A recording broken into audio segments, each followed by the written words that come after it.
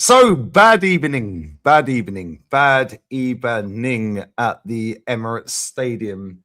Saturday afternoon. Early breakfast, guys. Have an early breakfast, guys. Bring your lunch, bring your dinner. Everyone's got food poisoning, guys. We've only just about got over it. We're still a little bit fragile, guys. But don't worry, guys. We need to brush this under the carpet, guys. Oh, dear. We have sport in Lisboa on Wednesday, guys. No Matty today. Matty's working. Bless up, Matty. Big up, Matty. The three amigos are back again. And DJ B, Kenny, DJ, Kenny, you were both at the game. Yeah, lateness is greatness. It weren't my fault, actually. I was actually early. I was actually early, by the way. Can I just say something? The chat, it was me who caused it because I panicked. The trouble with me is that if things are not right, I was early. Yeah, if things are right, I get all flustered. So I didn't realise I was putting the thing on, and the bloody sun is shining, so it looks like I'm some sort of android out of what's it, Blake 7 or something. You know what I mean? So basically, what's happened is that I started cleaning the computer, and wife was out of me, and the little thing in the middle of the thing, I couldn't. The little arrows not working, so that took ages. And when I finally did it, Lee was already backstage. So, chat, it's my fault for being grotesque. Accountability is the best ability, Kenny. So I don't want anyone blaming Lee or Lee for that. It was me who caused it all. So I apologise profusely. There you go. Accountability, guys. Welcome, Kenny Ken, 1972 on Insta.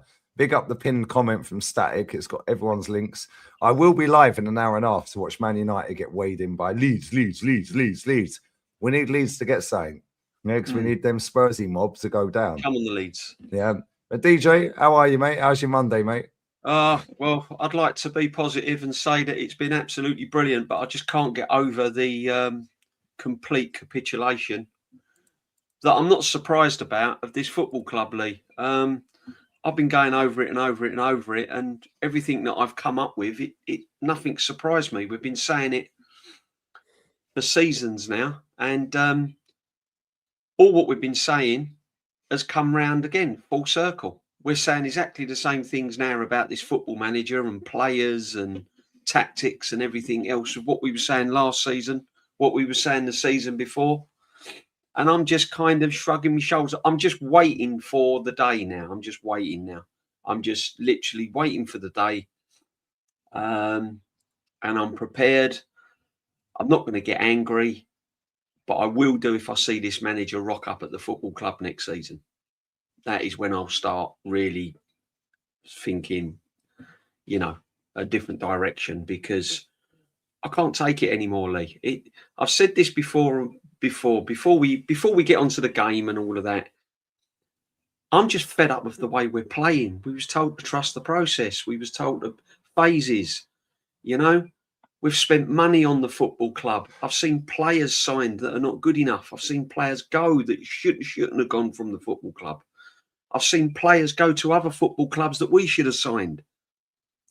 And I'm just watching it now all unfold, and I'm thinking, how have we got to this state? And now I'm seeing young players come through the academy, and they're now being sold a dream and thrown off the end of a cliff. And it's just one thing after another. And there's still, and to top it all off before Kenny and all that comes in, to top it all off, there is still fans that's blaming everything else other than the football manager. I just can't get my head around it, mate. I'm sorry, I just can't get my head around it. But that game Saturday was absolutely atrocious, like so many in the last 2 seasons. Not just 1, 2. Yeah, crazy. All right, crazy. Listen, bless up 700 inside. Smash the likes up. Make sure you sub to DJ B, Arsenal Huddle, Kenny Ken 1972.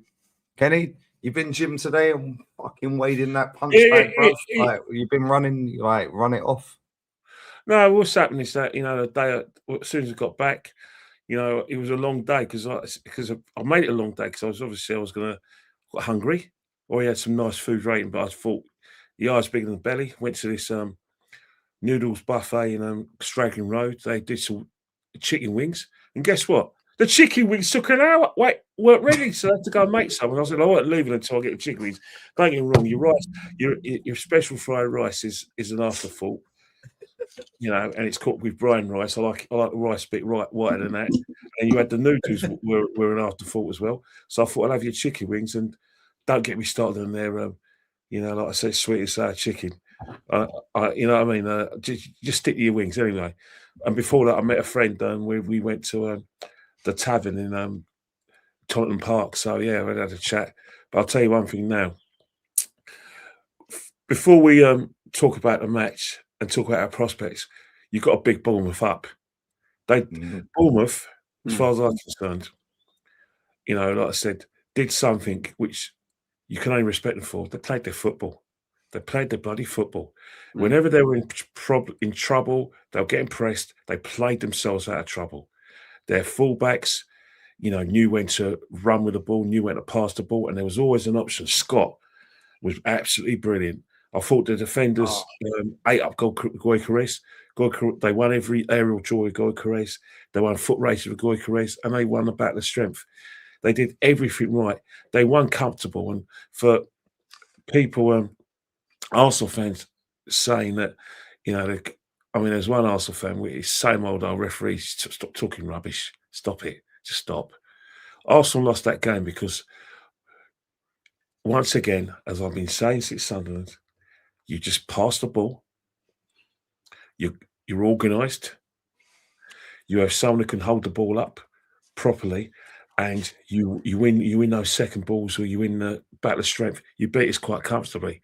We will not beat you. I don't care what anyone says. And another thing I noticed as well is how Bournemouth did a Man City and Southampton, where they said, "All right, Arsenal, you play at the back. Let's see if you're any good." And that's why Raya had more time on the ball. Normally, he doesn't have time to think because we press him. But this time he had time on the ball. And that's why everyone in the crowd and people on TV were going, come on, get rid of it. Well, I didn't have to get rid of it because he knew the ball was set some traps. Every time we played the ball out the back, and then we gave the ball away, that's when ball were able to spring attacks. It was so simple. You know, you could talk about Madueke not following you know, Troffey. You can talk about Martinelli being ineffective. You can talk about Trossard being a dibbly-dobbly and Goicores not being effective. Or Declan Rice playing a double pivot, and because Zubimendi can't run against Bournemouth. You talk about all those things, but the fact is that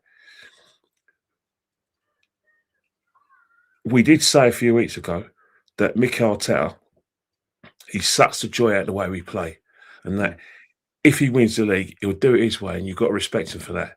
But the conversation is always going to go back to, if we don't win the league, the first thing they're going to point to is his style of play, his refusal to allow us to play beautiful, attractive football, that it's always safety first football, that it's always about making sure we're compact when we don't have the ball, stifling the joy of our attacking players and basically leave them knackered. So when there is chance provided, they're not there like the Goicores. All that's going to come to roost come the 24th of May if it goes pear-shaped and we're nothing. That's the future, and it serves him right. Because at the end of the day, if you're going to play like that, first and foremost, you've got to make sure that, one, that it comes off, and two, that you don't overplay your players. He's overplayed his players. He shows his inexperience, and this will be on him. Even the fans who support him are blaming him now. No, facts. I'm just watching Riyad Mahrez score 117th minute winner to qualify his team, who are current AFC Champions League elite, which is their version in Asia of the Champions League, because Matthias Giselle, mate, knows what he's doing. I've just watched that free kick from Mahrez, 117th minute. Wow. Yeah, kid never moved. Never fucking moved. That is what proper players do. Top players turn up in big moments of big football matches and decide it. Yeah, anyone who ain't seen it, because I ain't seen it. I forgot they played. They played earlier as well. Yeah, I think they kicks off at like 5-5 my time. It's in the chat. Yeah, that's a proper baller, bruv. Yeah, Matthias Giselle, proper manager. Who's realistically available with this guy? Yeah, done a double at Salzburg. Retained the title the next season. Left, they ain't won fuck all since he left. qualifies Al Ali, who just got promoted, into the Champions League, their version. Yeah, then goes and wins it Invincible, and then wins the cup this season. Oh, and now is in the quarterfinal of the Champions League again. Why don't we give it Sleggers? Yeah, Sleggers knows what she's doing. Yeah, she's won 2 trophies. Yeah, and I see that a Bundesliga club, I can't remember which one it is, has made, I can't remember the lady's name. Yeah, she's the first female manager to manage a male Bundesliga team. So give it Sleggers till the end of the season. How about that? Yeah. How about, yeah, give it Wenger till the end of the season. Yeah, I am sick to death of people chatting absolute nonsense. And you know what? I was listening to a little bit of the midday live today with Saeed and that lot. LB made a great point on there today. He said, like, they were asking, where's the players that are going to step up and say, yo, if this manager's tactics, I'm doing something off the cuff. LB said, yeah, that's cool, but none of them have won anything, mate. Yeah, so how can they go against the manager? They ain't won nothing at the club. Yeah, Rodri's done something at the club. Yeah, Doku's won stuff at the club. Foden's won stuff at the club. Johnny Stones, I know he didn't play. Diaz. Yeah, these players have won stuff at the football club. Oh, and by the way, don't fuck around and let Savio win a league title, mate. Don't let Savio win another trophy. That's one more than Saka if he wins one. Yeah, in English football, but he's shit. Yeah, Cherky, take a view, son. Take a view. Cherky is an absolute baller. That is the best player in the Premier League by a mile. Yeah, that guy is so cold. It is crazy. Short corner is just toying with people. No look past, guy, bang, goal. Yeah, Semenyo stepped up since he's gone there. Yeah, Zibby Doo, where are you? We got some work to do now. Shout out Craig Anfield Agenda. I love you, bruv. Yeah, however, we've got a lot of work to do, mate, because we got sport in Lisbon on Wednesday. And I don't think anyone's confident because let's be real, David Raya used up all of his saves last Tuesday. Yeah, and he was awful at the weekend. After that, we're going to be side-eyeing, by the way, Man City at the weekend. And you know we're going to go there and play the dirtiest, stinkiest low block and hope for a draw. And even if we nick a draw, which we won't because they'll beat us, yeah, guess what? We're going to have Newcastle next. Next 3 games this month. Don't be shocked one bit if we lose all 3 or draw. Don't win any of them. Yeah, we have only won 3 games out of the last 22 games in April. In the last 6 years. 2 against Real Madrid. Yeah, and I think the other one was the other day. Who did we play? Sporting Lisbon. Sporting. I think they're the only 3 games we've won in April in the last 6 years. Factually, yeah, his worst months of managing football, yeah, at Arsenal, at April and May. On that premise, get rid of him now. Get Sleggers in until the end of the season. Yeah, give it to Jova, because that's the only way we score a goal, set piece. And even our goal at the weekend was a set piece. It was a penalty. Yeah, and on another day that ain't given. Yeah, we caught life. I predicted 1-1 in that game. You two had the unfortunate moment of actually spending your time, wasting your time, yeah, going to the game and watching that live. There's people beating each other up in the stadium. Yeah, Arteta in, Arteta out. Loud boos at full time. Yeah, we're watching it on TV, our end. Nobody's got any nails left. They're like that. Yeah. And then we watched Man City yesterday. Yeah, I knew they'd batter them. Chelsea fans are absolutely gassed that they got wallops. They don't care about top 4. They're like, yeah, we're stopping Arsenal in the league. Number 1, that shows how far Chelsea are dropped, by the way. Yeah, and number 2, yeah, that shows how shit we are. Yeah, the fact that we have not put this to bed. We had an opportunity, yeah, and Sunderland, this comes back to Sunderland, by the way, away. We're 2-1 up. We bring Mosquera on. Northside was on that watch along that day. Bless up North. We bring Mosquera on. We're sitting deeper and deeper and deeper and deeper. Bang, goal. Goal, 2-2. We've never recovered since then. That was November. This calendar year, from January the 1st, we have been factually one of the worst teams in the league. We are awful to watch. That's cool. We're cool to be bored out of our nut if you get the results. However, we have been saying as a free, and everyone in the fan base, pretty much, even the toppers, the tippity top gooners, yeah, are sitting there going, this is shit. This can't continue. But we're getting the results. Just be happy. Man like a gal doing a video after the game. I'm worried. Oh, funny that, because 2 days earlier you told Potsy you weren't worried, bruv. Yeah, what are you worried about? Now you're worried. Flippity flop, flippity flop, flippity flop.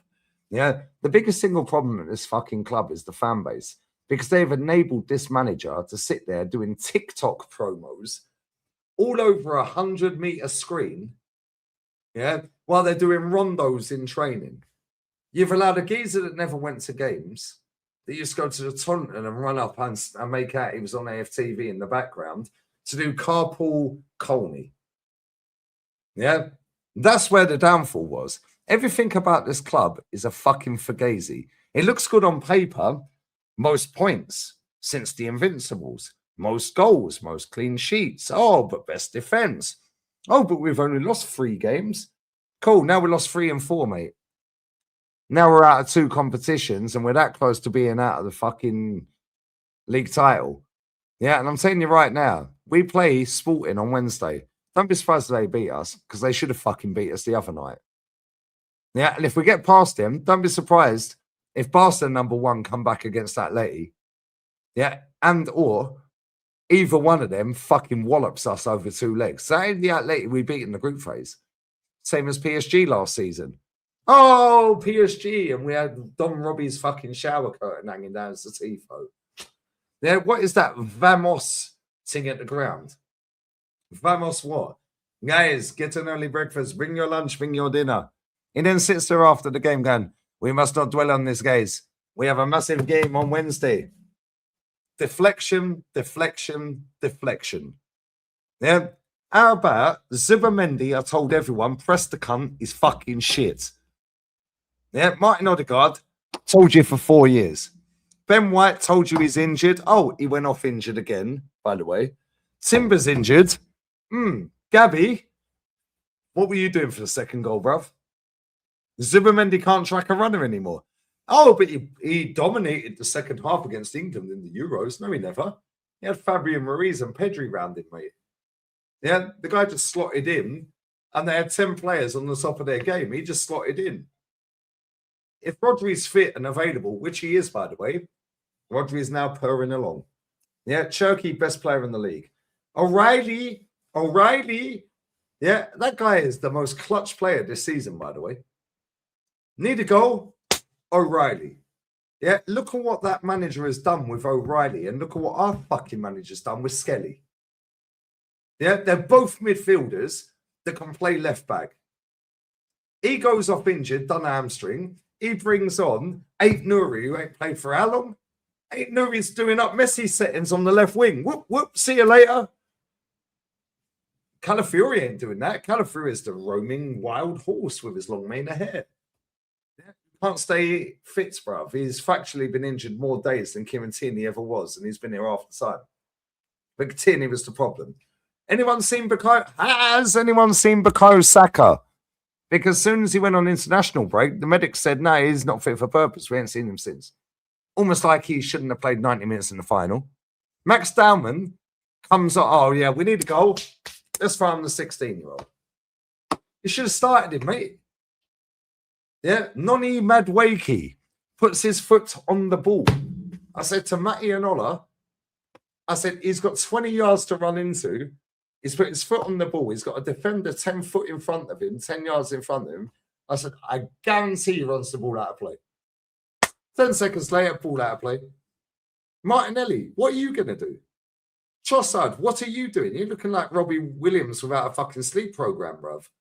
Like, bro, get some rest, bruv. Them bags are bagging. Yeah, and you're bagging 90 grand a week more than you should be because we doubled your wages. Yeah? Saliba can't win an aerial duel. Lets the ball bounce. Yeah, Skelly looking all over the place. Why? Because he shouldn't be playing left back in the first place. But if he is, he should have been playing more often. But Nkappi's injured. Calafiori's injured. Declan Rice, Declan Couscous, Declan Rice. What the fuck did he do apart from run around like a twat on the weekend? Yeah. What did he do? Oh, but he runs a lot. Yeah. And guess what? When it was 1-1 in that game, and guys, you two were at the game. 1-1, and he's walking over,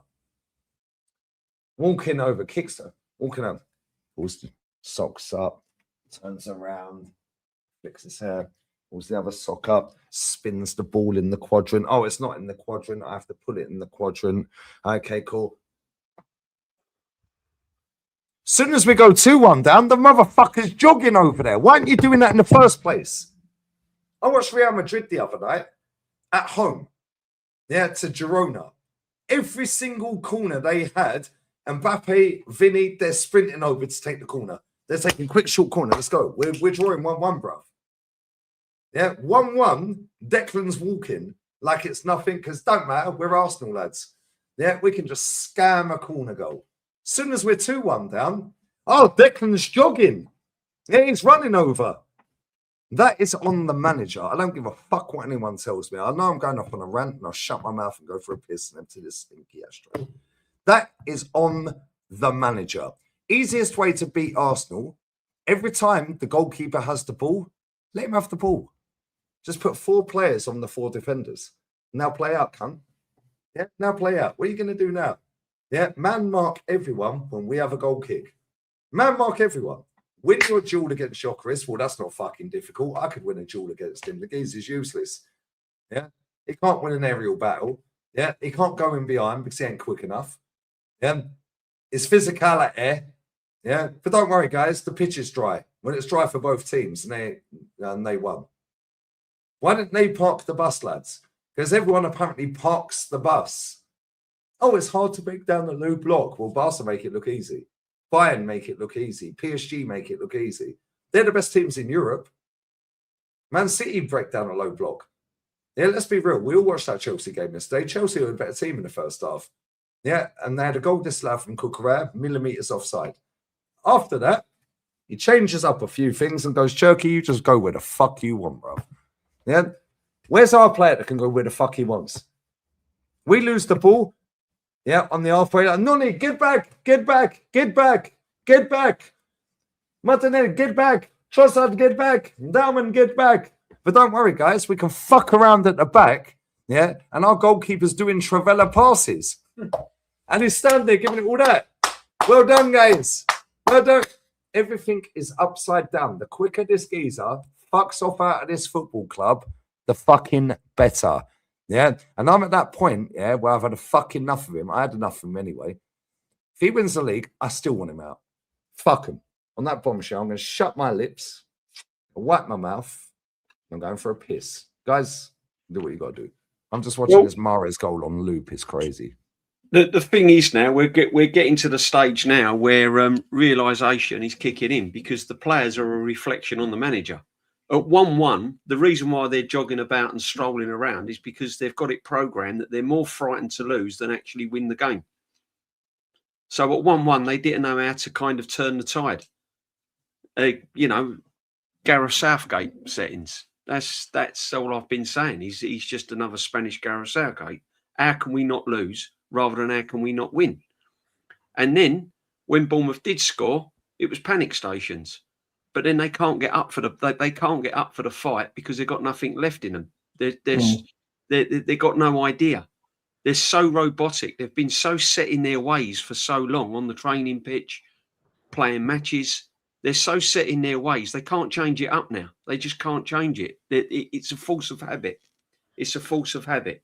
Now, if you top that, Kenny, with, players that are not good enough anyway, because normally what I see from football is you'll always have that player or then 1 or 2 players that will take the game by the scruff of the neck.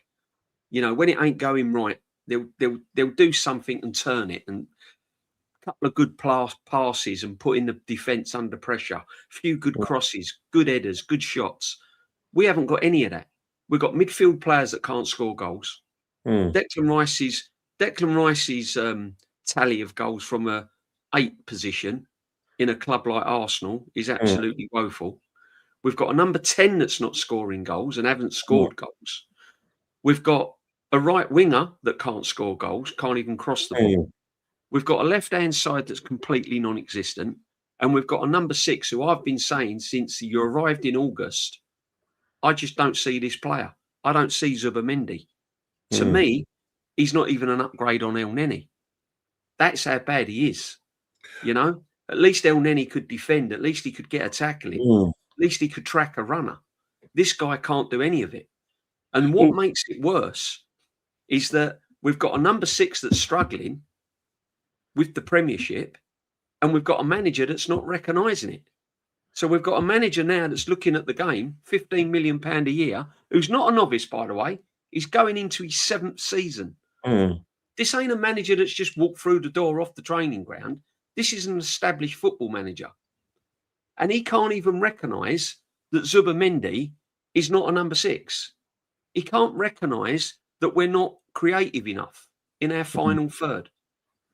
And you top it all of that, we've brought a goal scorer in that scored 97 goals, where a team has been built around him. And this player now, and I said this, if he comes to our football club, unless Arteta changes the way he plays, this guy, you can go back and watch all the roundabouts and all of everything like that. I said it from day one. Unless this guy changes the way he plays tactically, Victor Gyökeres will look bang average. He'll look like a Sunday morning football player. And that's what he looks like. Martinelli, Kenny, me and you have been saying it for years.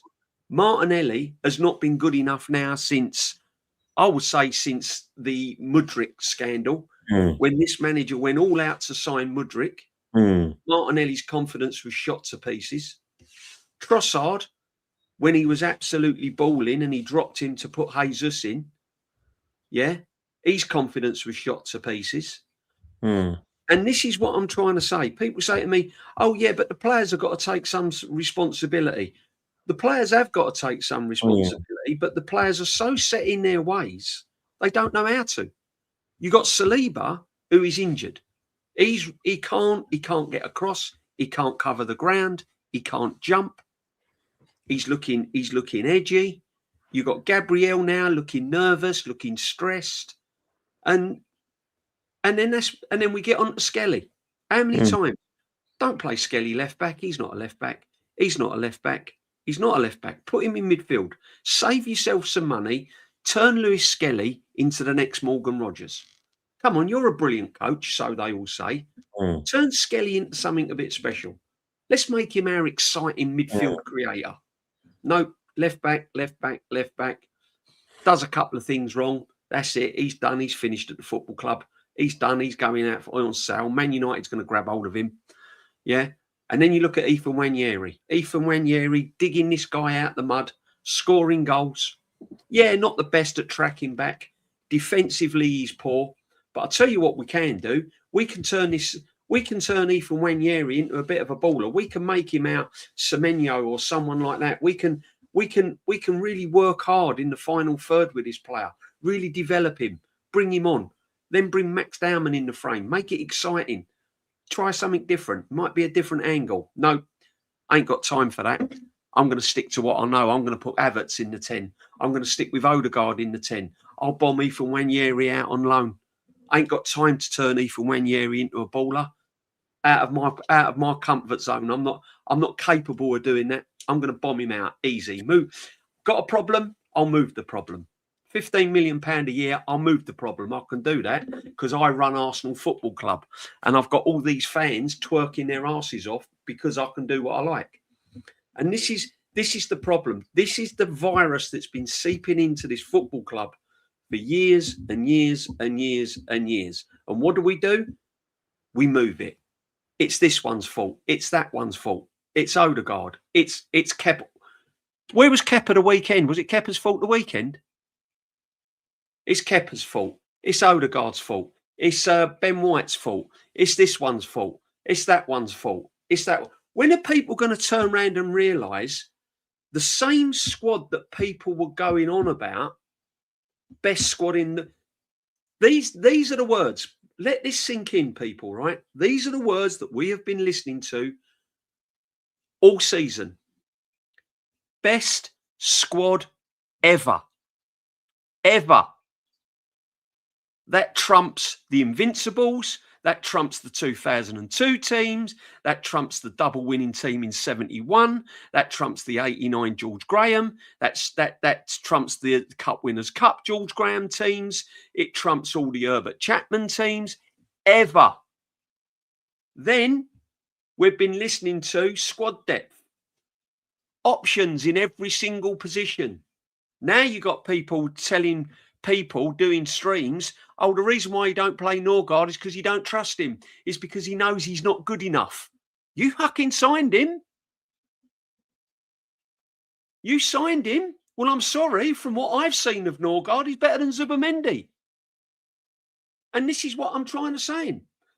This is where the problem lies. It's protection. It's protection. It's protection.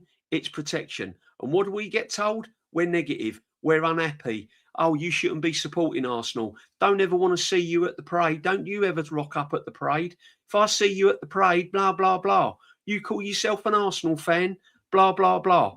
We've been seeing it. And the reason why we've been pointing these problems out is because we are Arsenal fans. We ain't been putting blankets over our face and covering it all up. Yeah. And having jolly ups over Mikel Arteta with all the posters on the ceiling. It's absolutely scandalous. And I said this, Lee knows, everyone knows, I said it on my stream weeks ago. Shane has said it. Even if he wins the Premier League or the Champions League, I want him gone. And I want the Champions League more than anything. I want the Champions League more than anything. This manager is going to cause unlimited damage the longer he stays on, because we've got players on astronomical wages, carrying astronomical injuries that no one's going to want to buy, and we're going to end up going, here you go, free, free, free, free. You can go on a free. You can go on a free. Oh, yeah, but we got 40 million for Lewis Skelly that's now scoring 15, 10 goals for Man United next season. We ain't even got a midfield player that can hit double figures. We've got a star boy, Saka. People are saying him, I'll give him another season. I'm giving him till Christmas and he's gone in January if he don't pull his socks up. 300 grand a week. Look at his figures. Jared Bowens from West Ham, struggling relegated West Ham, has got better figures than Saka in the last 2 seasons. Jared Bowen. Oh, I don't want Jared Bowen. What do you want Jared Bowen for? No, we're going to sign Noni Madueke, chasing a beach ball down the beach in the wind. It is disgusting. It is disgusting. And I'm still listening to Arsenal fans trying to move the goalposts, trying to move the narrative, but not looking at the bigger picture, not looking at the real virus that's in this football club. We are COVID FC. Arsenal 19. Honestly, it's an absolute joke. And I'll finish on this. If it doesn't stop, if we go out the Champions League Wednesday, sack him. You can go and get Johnny down the pub that runs the Sunday morning football team, and he would get us over the line with his squad of players to win the league. You can get anyone. You can get anyone. Glasner, you can go and get Harry Redknapp. You can go and get anyone with this Arsenal football team, anyone with a bit of nous and a bit of sense can go and win the Football League. This guy has been winging it since the day he arrived, and he's still winging it, and he's still getting the publicity, he's getting the protection, he's getting Perry Groves talk a load of balls, he's getting Martin Keown sucked in, he's getting an absolute legend, Ian Wright, that can't see foot. Where's Ian Wright, by the way? Where's he come out with? Because apparently, when we lost the Carabao Cup, bigger fish to fry, it don't really matter. Where's he now? What's he saying now? What's Ian Wright saying now? What crap is he coming out with? Oh, I'd love to hear it. Doesn't matter. Martin Keown, you name it. Everyone is sucked in with this guy. Everyone has sucked in with this guy. Jack Wilshere goes and wins a trophy at Luton. Go and get him. Go and get him. Go and get anyone. I'm telling you, if he bombs out of that Champions League on Wednesday with a 1-0 advantage, and he's at the Carabao Cup, the FA Cup, the Champions League, and more or less now, because Man City now are favourites. We were favourites, by the way. Favourites to win the Champions League. Are you sure? Right? If he gets bombed out of the Champions League, get him gone there and then. Get him up Thursday morning, get the phone call. Sorry, you're not here anymore, because it's an absolute disgrace.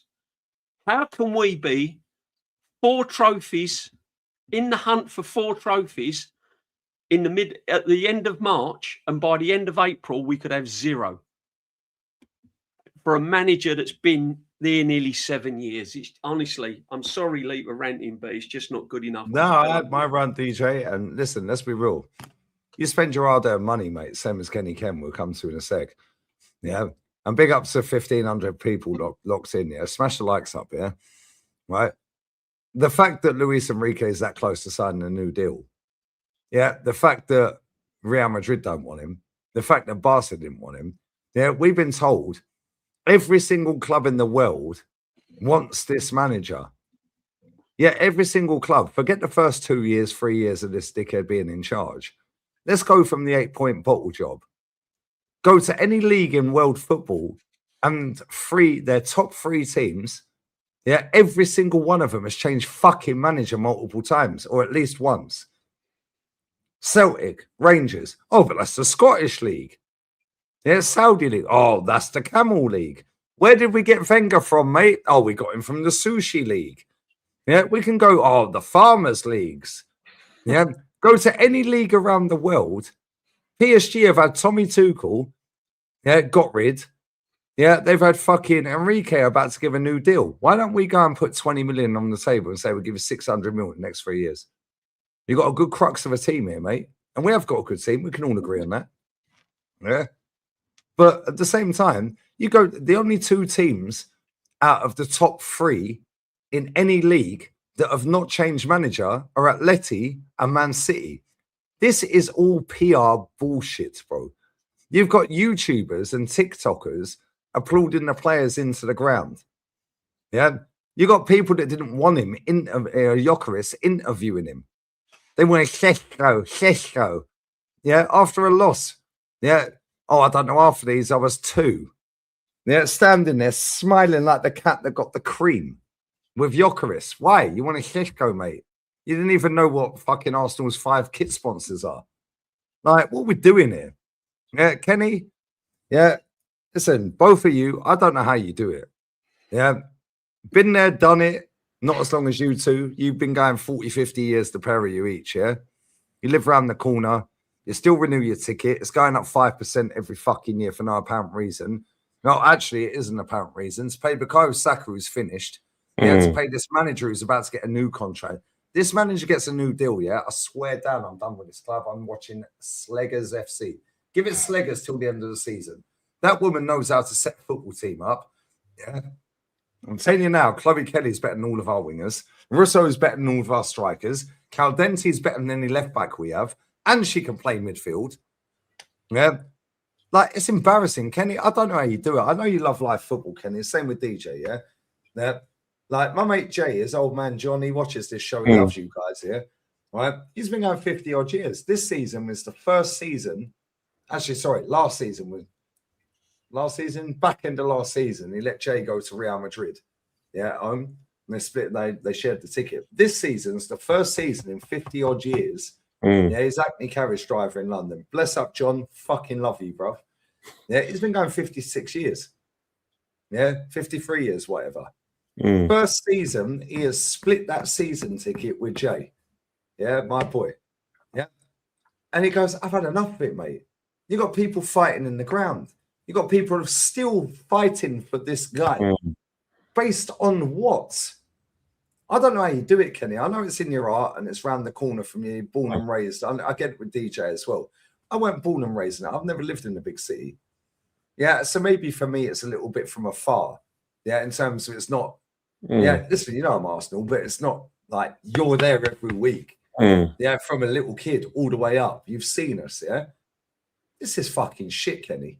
And every year your ticket goes up. And every year you get disappointed. I've never seen a more protected manager in my entire life of nearly 40 years watching football. Yeah. I've never seen anyone get this much money, this many players, this much PR, this many YouTubers, TikTokers, fucking influencers. I hate that word. Yeah, what they influence? Well, they're influencing a whole fucking generation of retards that don't know our club. I've never seen it, Kenny. And you go every week, and I tell you every week, Kenny, fuck them off, man. But you can't, and I get it. But I'll let you take the mic. Me and DJ have gone off on one. I'll shut up. No, I think first and foremost, it's different this season because there's a lot of people who know that if it doesn't happen this season, it's never going to happen for a long, long time. And that one of the risks we've got is who we getting as manager. Now, everyone's looking at Cesc Fabregas. Now, you know what my feelings on Cesc Fabregas is, but I've got to talk about the footballing reasons. Getting Cesc Fabregas in, he's got this footballing utopia where he wants to change the way football's, and it's well-meaning. You know, football's not enjoyable to watch. It's all system-based. It's all winning the ball back.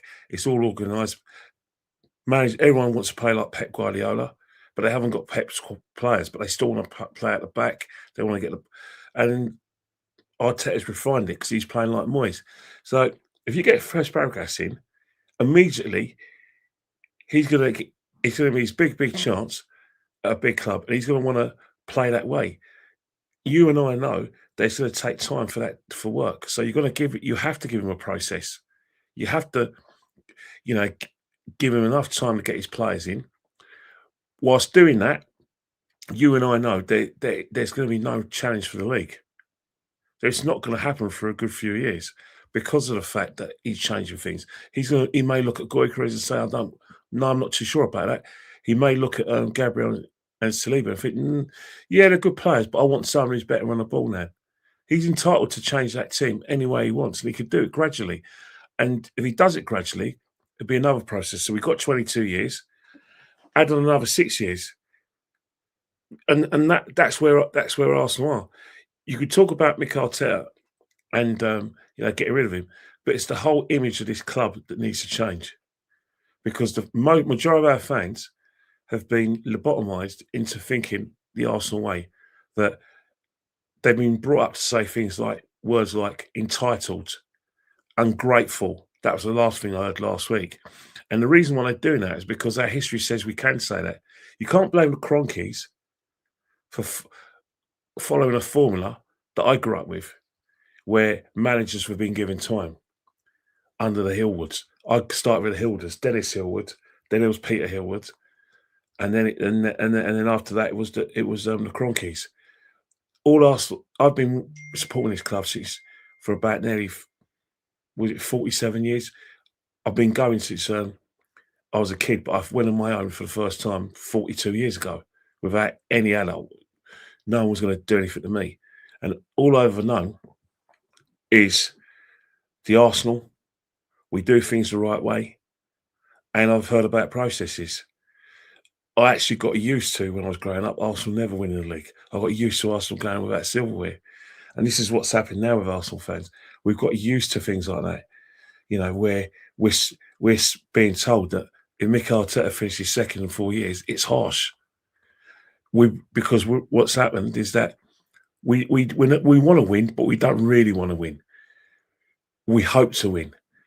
If we don't win, it's because Man City have got 115 charges. I mean, we've just got pumped by Bournemouth.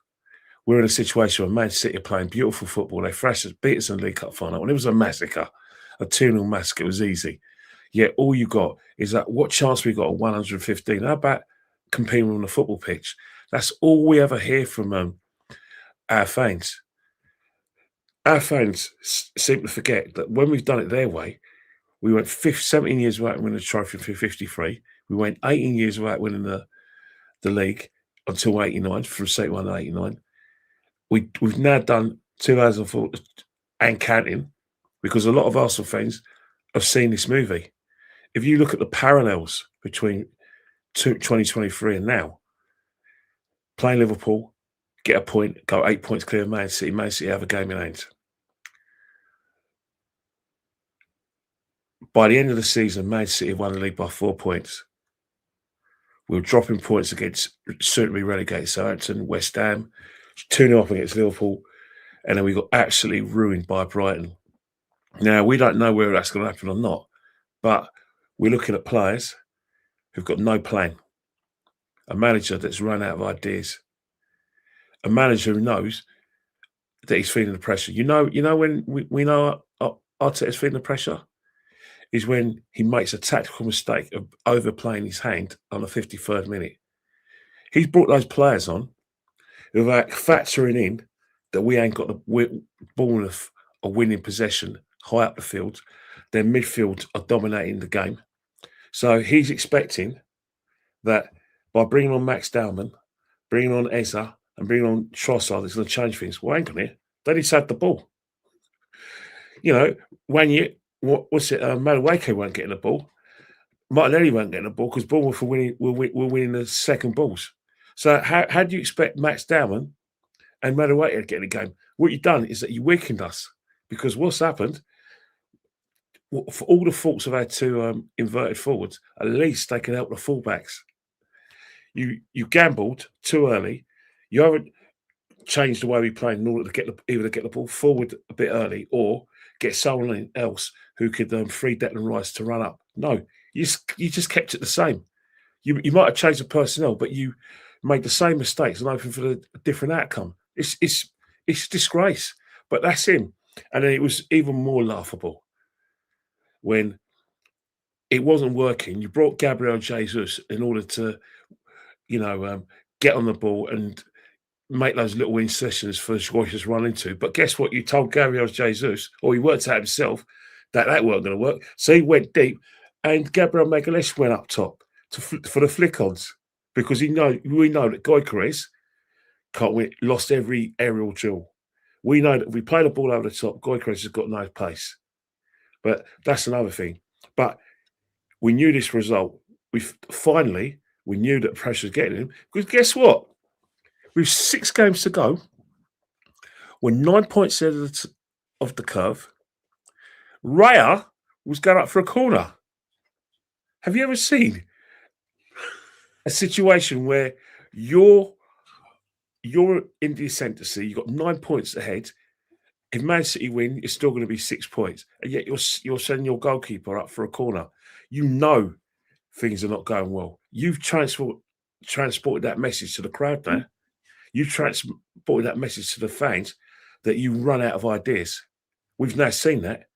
We've now seen that the players are under pressure. We've now seen that you're making it up as you go along because you have got no idea, no plan B. And the thing, so don't have a go at fans when my mate Mohammed comes out and says it's done, we've lost the title. Or when Hoggy comes out and says it's done, we lost the title. A majority of people says it's done, we've lost the title. When even the people who are Mikel fans, they're not correcting people by saying, well, a lot of people talk about Mikel having to be replaced, even if we win the title.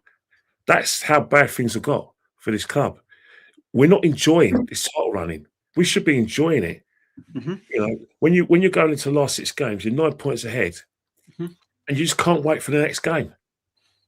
You should be going, I just can't wait to win it. In 2002, the double winning side, we couldn't wait for the next game. Oh. In 2004, we couldn't wait for the next game. In 98, we couldn't wait for the next game. Even as not as tricky as 89 was, we couldn't wait for the next game. In 91, we couldn't wait for the next game. But this season, we dread the games. We're 1-0 up, an away goal, away win in Lisboa. No one's looking forward to the game this Wednesday. No one's looking forward to Man City because there's an inevitability about what we're going to see. We're going to see players who are stifled. We're going to see a situation where unless we don't score in the first half an hour, unless our set pieces don't work, we're hoping something come up. We're hoping because we know that we don't have any players that can get something out of nothing. We know we're not going to get anything out of Saka because he's not particularly fit. We know we're not going to get something consistent for Havertz. We know Gyökeres ain't going to get any service, and if he does, and he misses a sit, he's going to blame the grass. We've seen this movie before, and that's why fans are angry. But I'll tell you one thing now. You talk about fans still wanting to go. It's going to be differently. We don't win this league. There's going to be fans being buy the season ticket because they don't want their families to miss out and they want it to carry through the generations. But you'll see a lot of games. Ah, fuck the season ticket. You know, let me finish. Lee. You're going to see fans putting a lot of their tickets on exchange, right? And that's what's going to happen. They're going to keep the season ticket, but what they're going to do is that they're going to think, right, I don't fancy Arsenal versus. I don't really fancy Arsenal versus Bournemouth. I don't really fancy Arsenal versus Palace. So I'm not going to go to that game. I'm going to put it ticket exchange because there's a lot of desperate people out there. And I'm only going to go to Arsenal Bayern Munich. I'm only going to go to Arsenal Liverpool, Arsenal Man United. That's what you're going to get next season. You're going to get a lack of passion because the club won't allow us to leave empty seats because of what the consequences of not having it. Because at the end of the day, fans say they're not going to go anymore. And in essence, the reason why a lot of fans don't go is one, logistically, they can't do it. They live in different parts of the country where it's a nightmare getting there, and it's even a double nightmare getting back. And you don't talk about evening games. And then you've got the situation where fans might have moved abroad again. That's why they don't go. Or, sadly, financially, they can't afford it. But the fans, so they got three options. Either give it back to the club or they rent out their season tickets.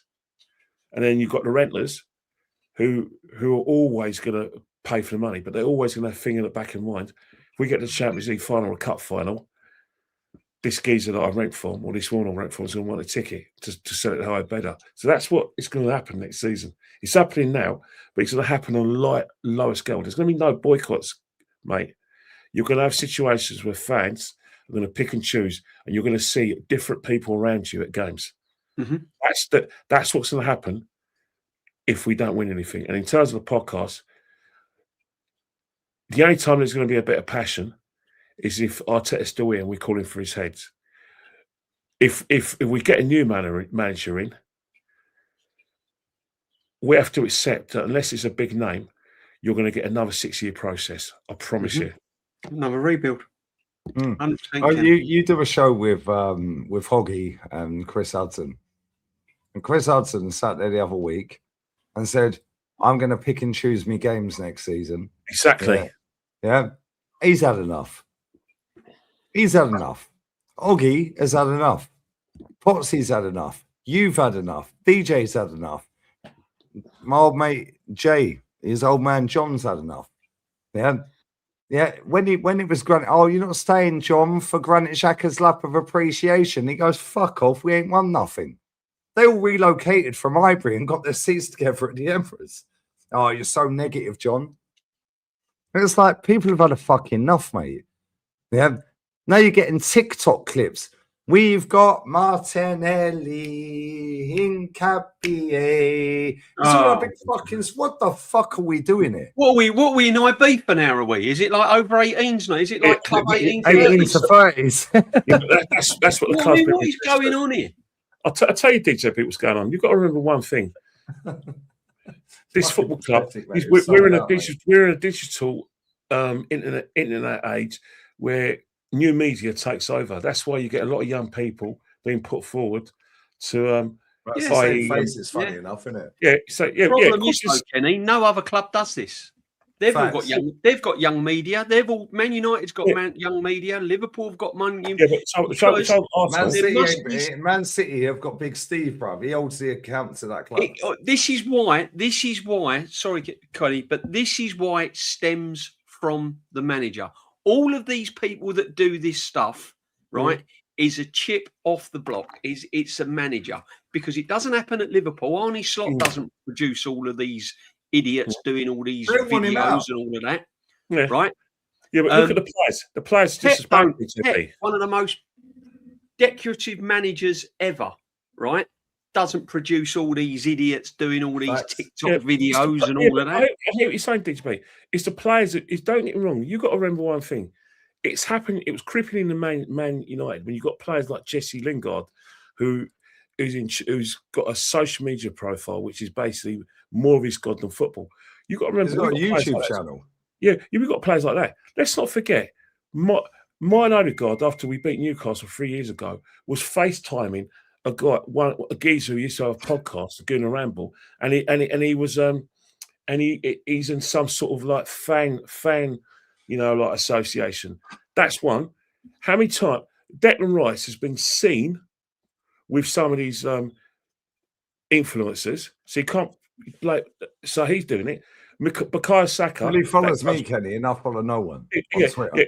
Yeah, Bukayo Saka follows Troops on Insta. Why? Goes without saying. Why does he follow us? Yeah, and that's the situation. I don't want him to follow me. You say that it's Arteta, but hang on it. Unai Emery was here, and yeah, but he weren't afforded to sign, Kenny. I hear what you're saying. Like, Aubameyang was following a certain person, and as soon as he and Mary wrong, they were still following each other. As far as I know, they still talk.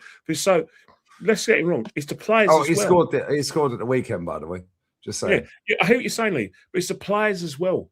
It's like you've got to remember one thing. Why do you think someone like Tony Adams isn't working with his football club? Because simple reason is that the first thing. Why is Dixon not working here? Why is TT not working here? Why is Bergkamp not working here? Yeah, reason why is Petit not working here? Because they fucking called it out, Kenny. Yeah, but not calling out the manager. You got to remember one thing. They called it out when it's fashionable. Yeah. Lee Dixon calls it out when it's fashionable. Yeah, Petit calls it out when it's fashionable. Henry when it's fashionable. I'm not talking about the manager. I'm talking about the culture at the club. The culture of the club right now, and it goes within a lot of football clubs, is where it is now a new media stage. You've got a match of day free. Look at that rubbish that replaced Soccer AM. You can't say it's just a lot of these YouTubers are interviewing some of our top players who play for England, not just Arsenal. And then we've got a situation where, remember when they used to have that transfer show on Sky with the YouTubers? Well, they don't have that anymore because all these YouTubers are now match day reporters. So they got their gig. And that's the situation we're in. You can't take the genie out of the bottle. What you can do is win trophies, because this is going to win trophies, because I don't mind them doing this nonsense and behaving like a bunch of pork chops if they win me trophies. But if they don't win me trophies, then it's open season. I don't want you lot crying and going in your shells because of criticising you, because at the end of the day, let's not forget. This has been happening. This is a phenomenon that started with new media, but let's take it back to the 90s. Remember Cool Britannia, Britpop? Do you remember like Spice Boys at Liverpool when they were friends with all these little pop stars and going out with when they're going out with these talentless girls and marrying these talentless girls? Yeah, Ashley Cole completely fucked it up. By the way, what was he doing? Yeah. So this was happening 30 years ago with Britpop. Where football was being fashionable, when all these celebrities wanted a bit of the action, we now move forward where you got the YouTubers or influencers, whatever you want to call them. And so Dini was at the bottom 30 years ago. Yeah, you're going to get that, Kenny. But I mean, I've never known a football club until this manager arrived playing the Anfield anthem at training and big screens up with we got in cap, all this salsa music about players whilst they're training, light bulbs, pickpockets, people going around pickpocketings and all that.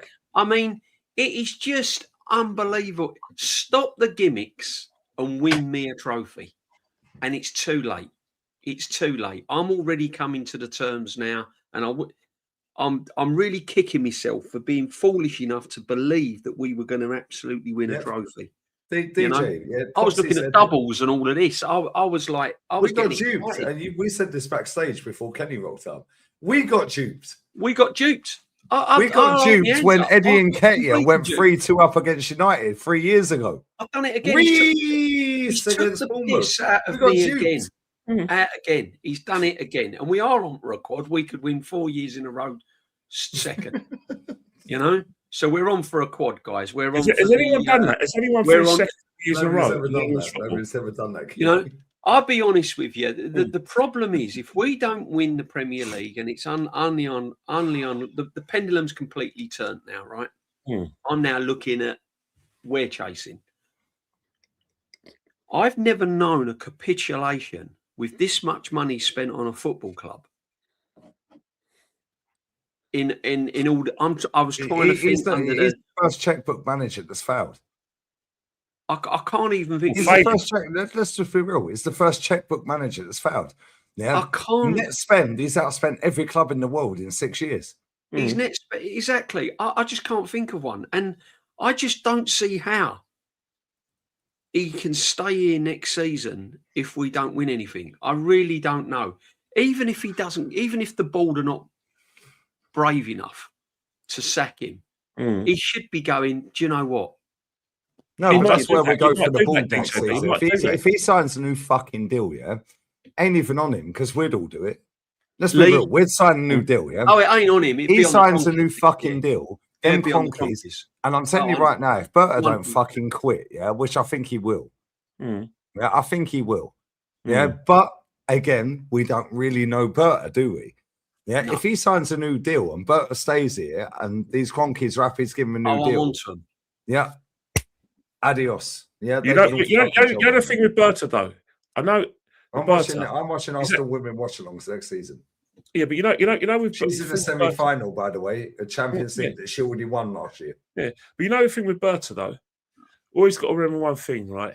On the surface, the guy looks like a revolutionary. But let's not forget, until last season, before we got him, so we got him last year, right, in 2025, he was on garden leave. Let's not forget, there's two Bertas. There's a Berta that's revolutionary, that bought all those players, and that was Simeone. But there's also had the Berta that's been at Atletico Madrid when Simeone has gone years work winning so well. 5 years work winning trophies. But however, sorry to cut over you, Kenny, and I am sorry to cut over you because everyone's going to cry in the chat. Yeah, in that time, how many finals he got to? Yeah, and he's in a final in 5 days' time in the Copa del Rey against Sociedad. He's going to win that.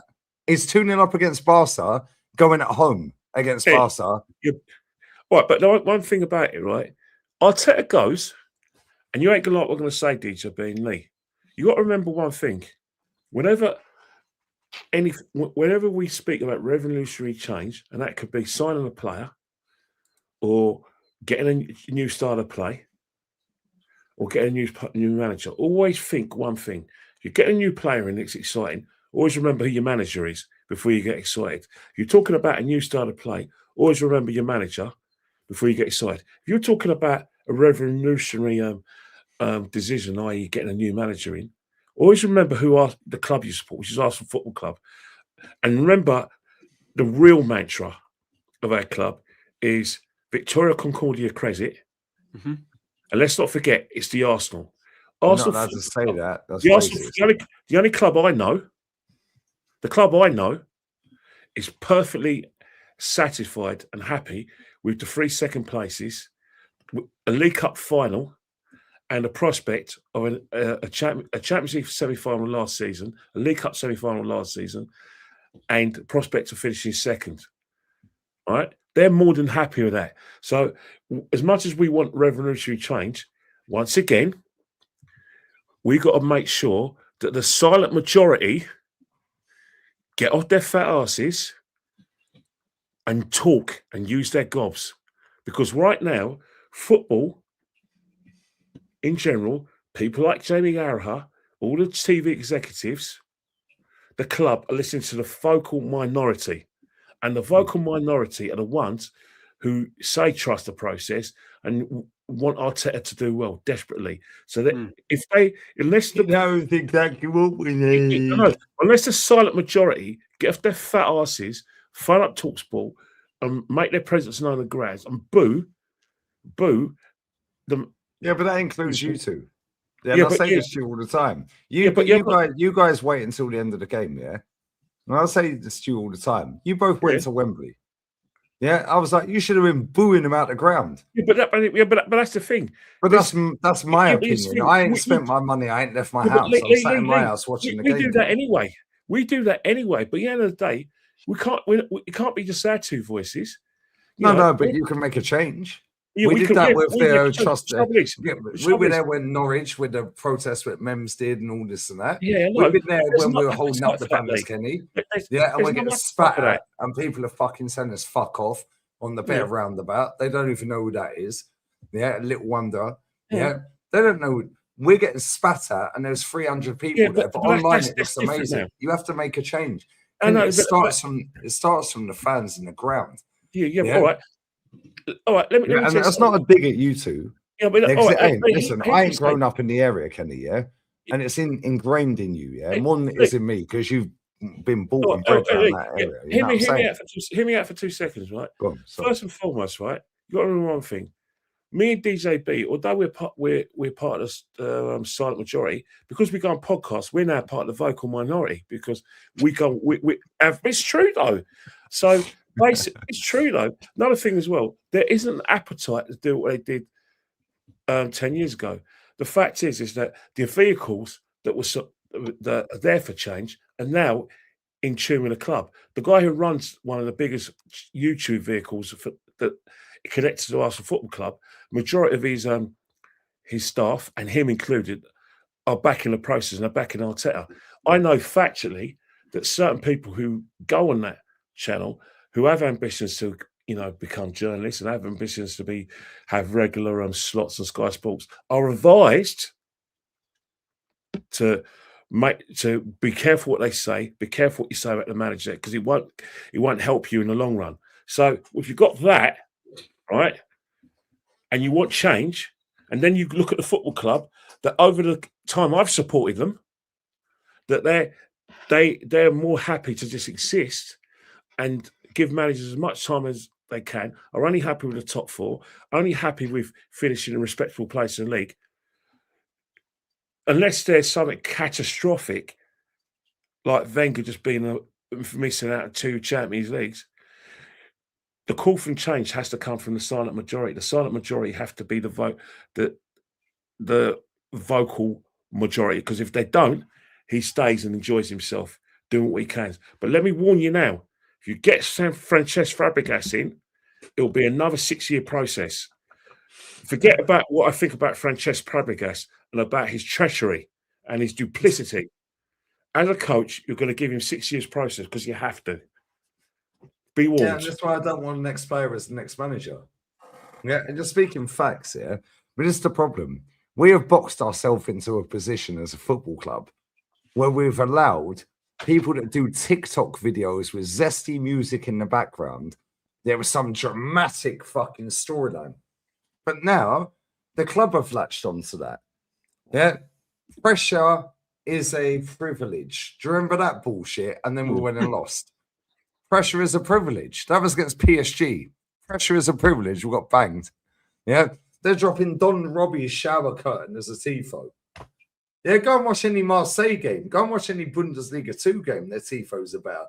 DJ, you sit backstage with me and Matty and Norms and Lion say, we sit there. We're like, look at the tifos, bro. Segunda, Bundesliga. Yeah. Segunda.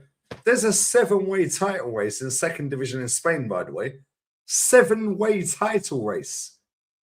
Yeah, they got, the most competitive league in the world is the Prem. No fucking ain't. One club's won it 6 times out of 8. They're going to look at La Liga 7 out of 9. 7 fucking teams are in a title race, mate. Yeah. Yeah, if Malaga don't get relegated, I swear I'm done with Malaga, bruv. They get promoted, I'm getting a season ticket. Get 10% discount because I'm a resident here. Yeah, however, there is bullshit. Yeah, no, like when I was saying about Zubamendi, I'll give this easy example. Zubamendi, I said, yo, he's good at this, he's bad at this, he's good at that, he's all right at that, he's bad at this, he's that, he's that. Oh, you're negative. Motherfucker, I watched La Liga every week for 40 years. Because in England, we never got English football, we got Spanish football. Mm-hmm. Yeah, We've got Italian football. Then you get Eurosport, you get Dutch football, yeah, and a roundup with other leagues, yeah. But then they do Revista de la Liga. We had that on Sky Sports. Yeah, Italian league came to an end a little bit on this English football. Then you started getting Sky Sports coming with English football, yeah. But now I watch Serie A, yeah. But then it died off my end, yeah. But now La Liga's always been a constant. I have watched Zubimendi play football over 100 times. Yeah. And they go, oh, no, now he's signing for Arsenal. You don't want him. You said he's a good player. Yeah, he is a good player. But I know what he's good and bad at. Press the guy. I told everyone from day one, lads, yeah. Oh, he's bad. Press that guy. He will fold.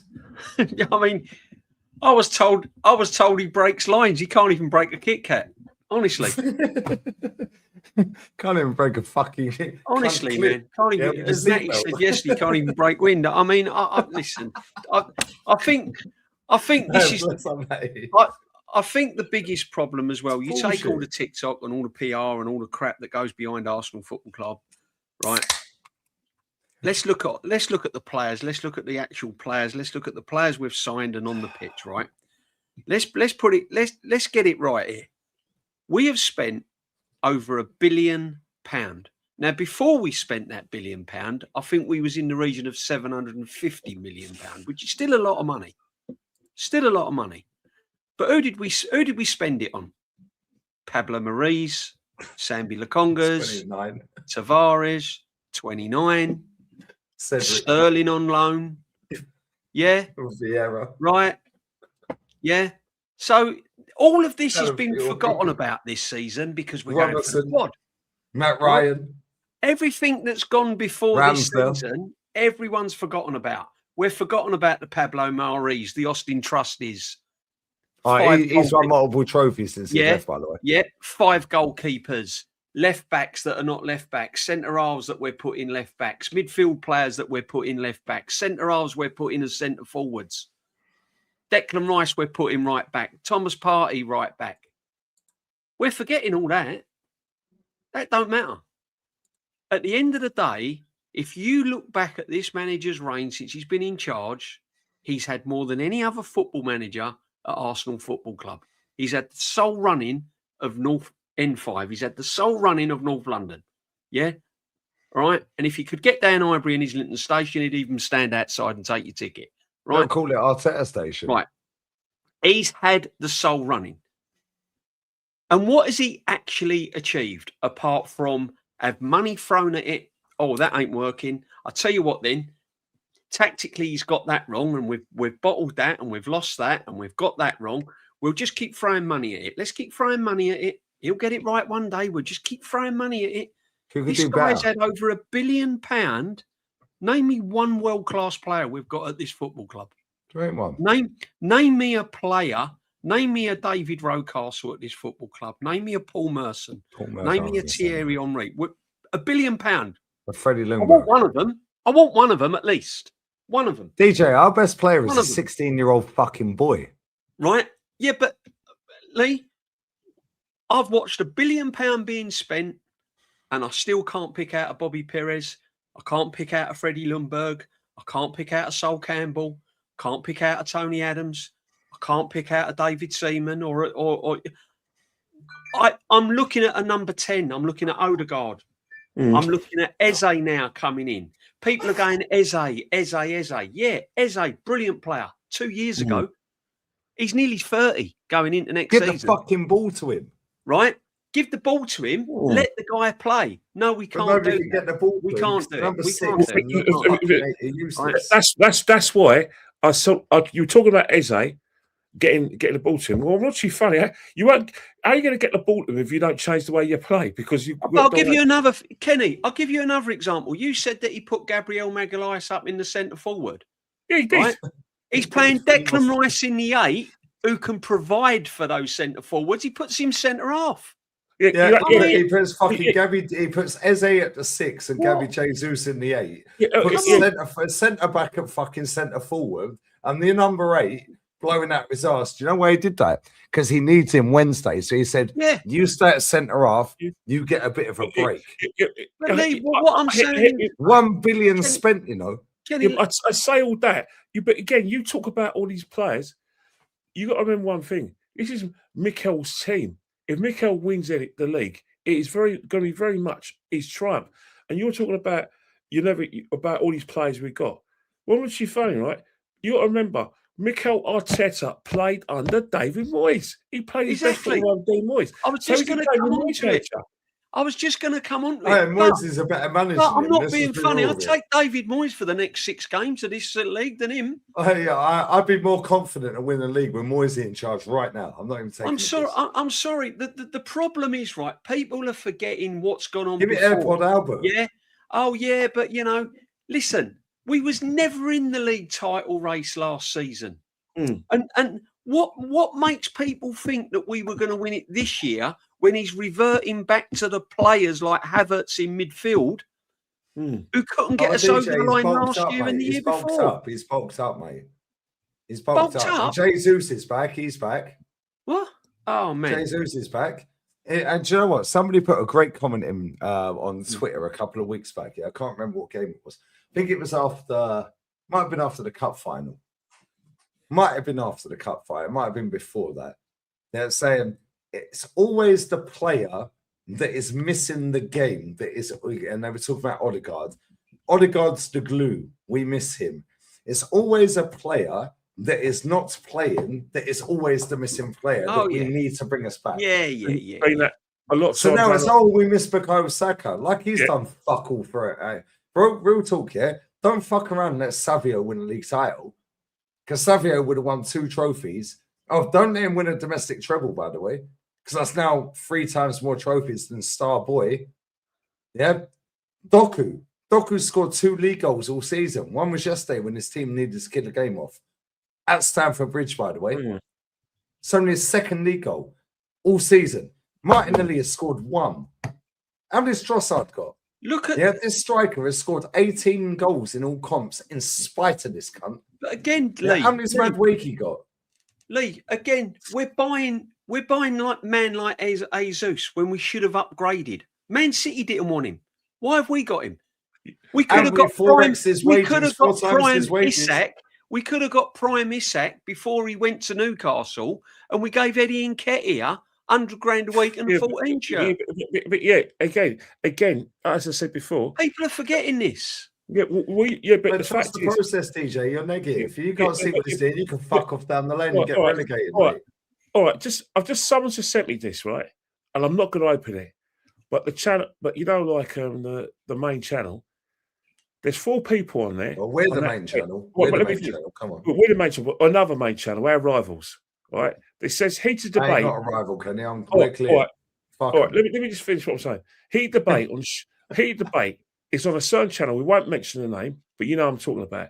Heated debate on should Arteta get sacked and we lose versus City. There's 4 people on there, right? And I know that one of them is a bloody problem. Because that person, right, he benefited, even though he wasn't actively Wenger out, his enterprise benefited on the back of the Wenger out movement, and these key players, I could say yourself, Lee, at the time, were all Wenger out, right? All of a sudden, that was fashionable. No problem. The club turned against the enterprise. As soon as the enterprise were made aware of this, and then the club got closer with the enterprise, all of a sudden, you have that title heated debate on should Arteta get sacked if we lose versus City.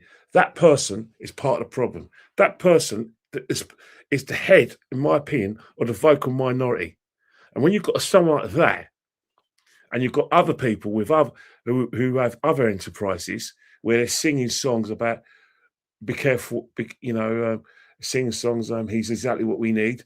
And then whenever there's any sort of dissension or when there's any other sort of, like I said, results that have gone backfired, rather than say it as this, he now reduces saying, I hope, I would like to see. Well, how about saying what you see? Because once again, they're both members of the vocal minority who are listened to by the club, who are in the club's spaces. So what's happened? People in Sky now have the audacity to turn against us and say we're out of order, we're ungrateful. And then you've got Mullethead from Oxford, who let's face it, is a traitor to his country because he should have been playing for Northern Ireland, the Republic of Ireland, but he played for England. I don't remember his very memorable career because I can't remember him playing for England. He's another one part of that vocal minority, ex-player, but might as well employ. And then you've got Tintin's out, my mate Tintin's out, coming out the same rubbish as well. And I love the guy, and I've worked with the guy. So, as I said before, all these things you're talking about, they're in denial. And every time you say, well, let's wait to the end of the season, they're hoping this turns around.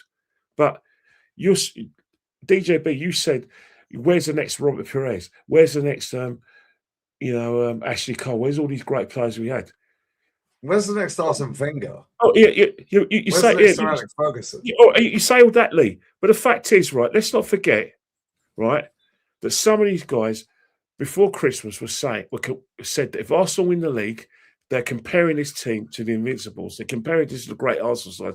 They've even had a situation where Simple Simon, i.e., AKA Theo Walcott, with his little Jerry Coles and in his lisp posh accent, had the audacity to compare this team to the Man United teams of 2008.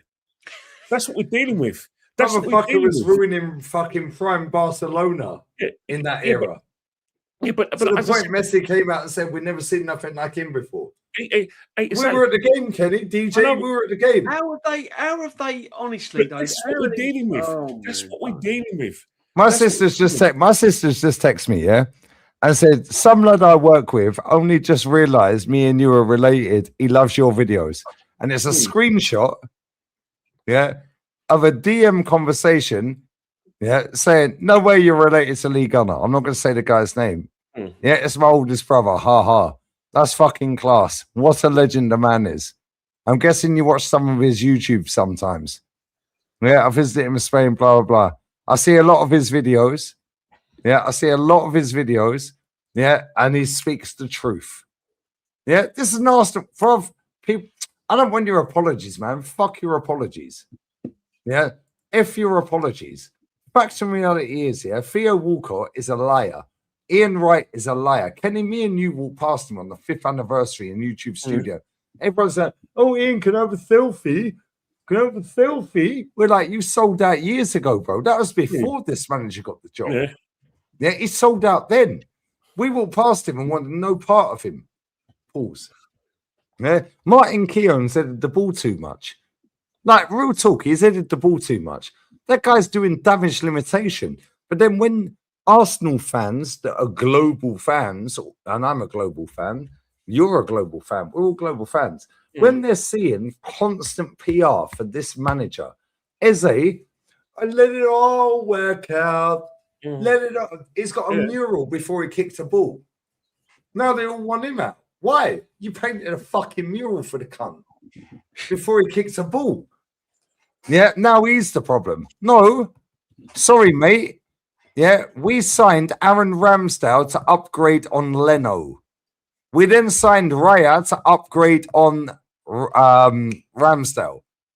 Every single player we sign, you lot knock one out over because it's an upgrade on what we got. So why can't we get an upgrade on the manager? Why is that frowned upon? Because when it's a fucking player, it's cool, isn't it? But when it's a manager, you got Keown, who's headed the ball too much. He needs a brain scan. Yeah, real talk, bro. Go hospital. Yeah, you got Righty doing damage limitation. Manu Petit's being infiltrated by TalkSport. Yeah, TT coming out and giving it the big one the other day. Yeah, cool. But the other week on CBS, you were saying the other thing. Yeah, make it make sense, bro. None of these men need the clout, the money, or the stature. They've earned their dough.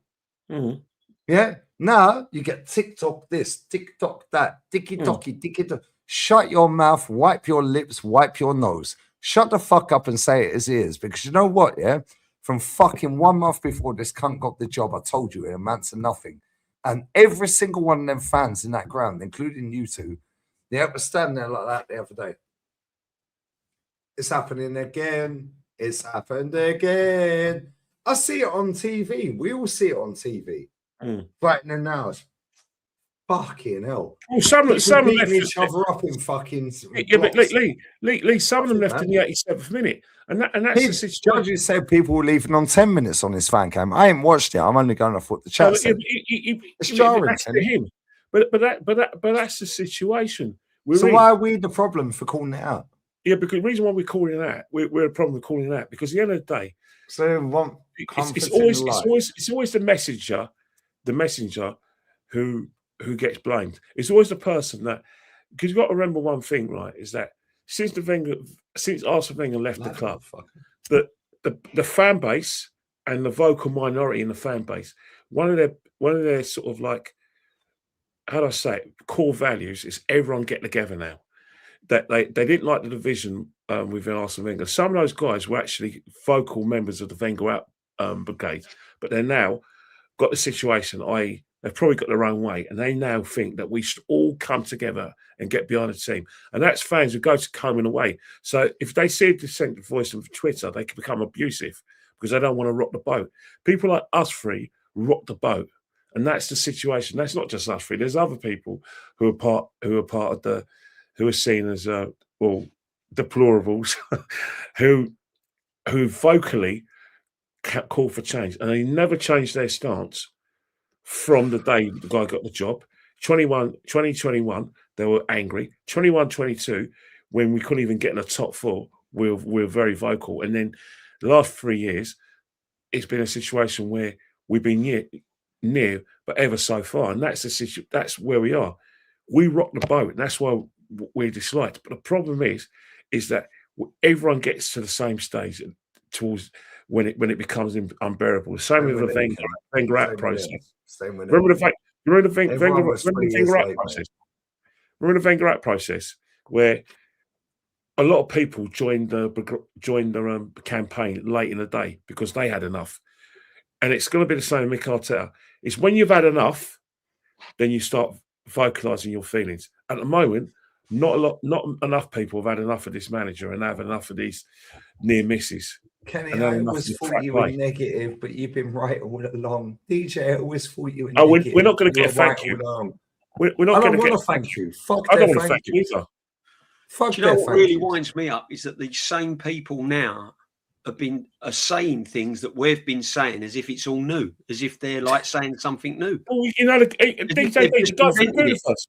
Yeah, but the guy from the universe. We said this last season and the season before. I've said it for 6 years. Before he got the job, lads, I said, fuck this guy. He'll send us 5-10 years backwards. Yeah, but Lee, if you go on Twitter, James B, lovely guy, one of the nicest guys, the most intelligent guy I like, and he talks about football. And he speaks posh, so you think he's intelligent. No, he's actually a nice bloke. I've never met him. So he's a good guy. But the things he's getting praised for that he was saying in pre-season, we've been saying it all. We've been saying he speaks in posh. He speaks in a posh way. I just say cunt.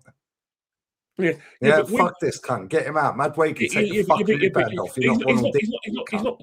Yeah, but he wasn't talking about Mick Arteta. He was talking about the style of play, which at the time, at the pre-season, I see that clip. I've bookmarked that. Yeah. So, basically, but because he speaks in a very posh and very eloquent way, whereas I go, "Fuck this cunt, he's useless. He amounts to nothing." You're right. And guess what, Kenny? Yeah, I don't give a fuck what people think of me. You know this. You both know me offline. Yeah, fuck these people, because you know what? Most of these people have had them anyway. I ain't. Yeah, most of them were vaccinated with the wrong fucking vaccine, mate. Yeah, and you see the next manager. Yeah, every single excuse these dickheads have used for this manager, I am using back the way for 6 years.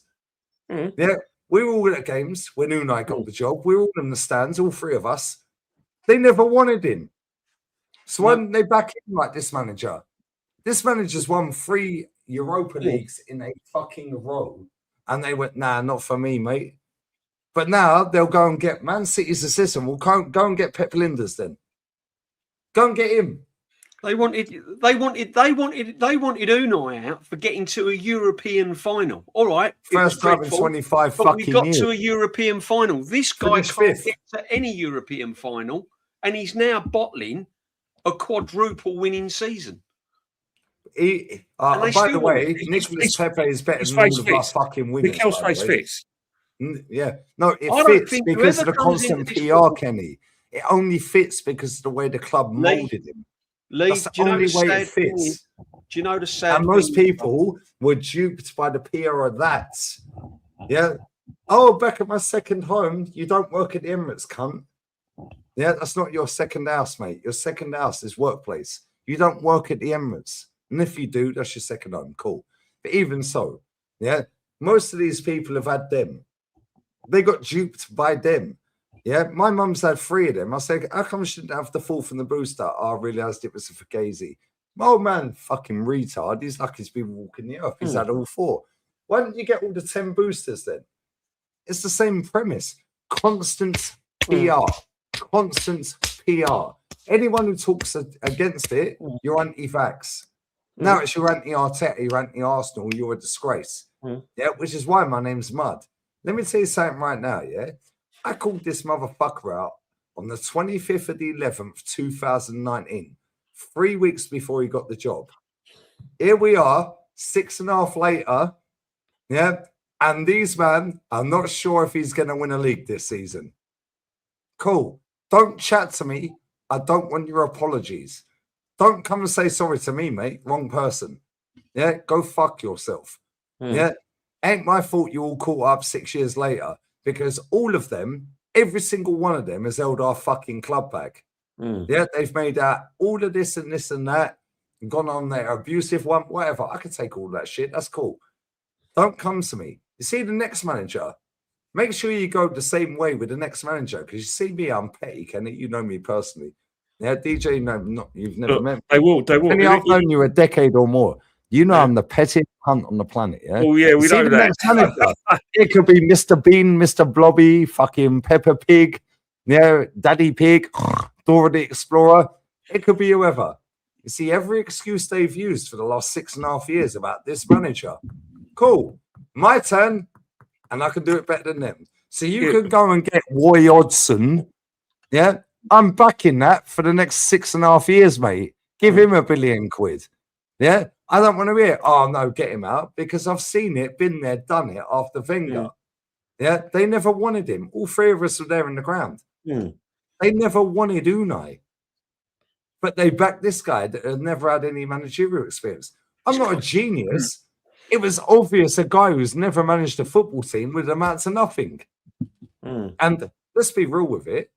He's played great football, 3 years ago, 8 points clear. We were playing fantastic football. Then the excuse was, oh, the World Cup happened. No, you dropped Trossard and rushed Jesus back. Yeah, that fucked our title campaign up, you idiot. Yeah, now, he's gone all the way back the way. Now it's let's just go for long throws and corners. When that don't work, then what?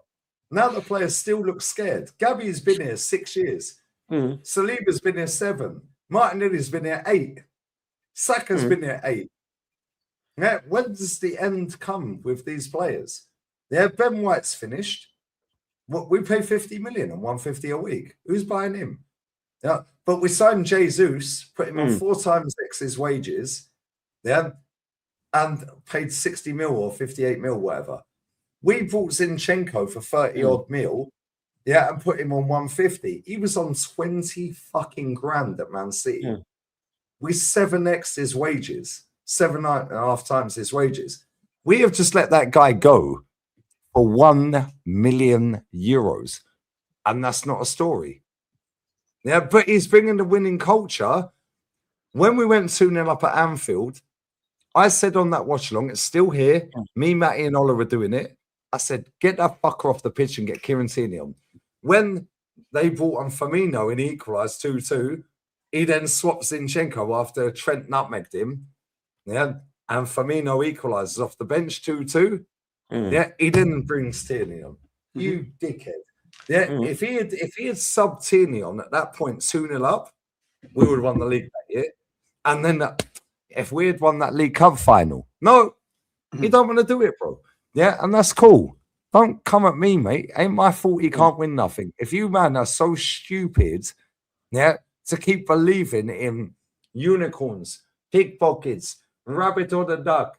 Oh my God, TikTok, AI slop all over 100-meter screen. Oh my God, guys.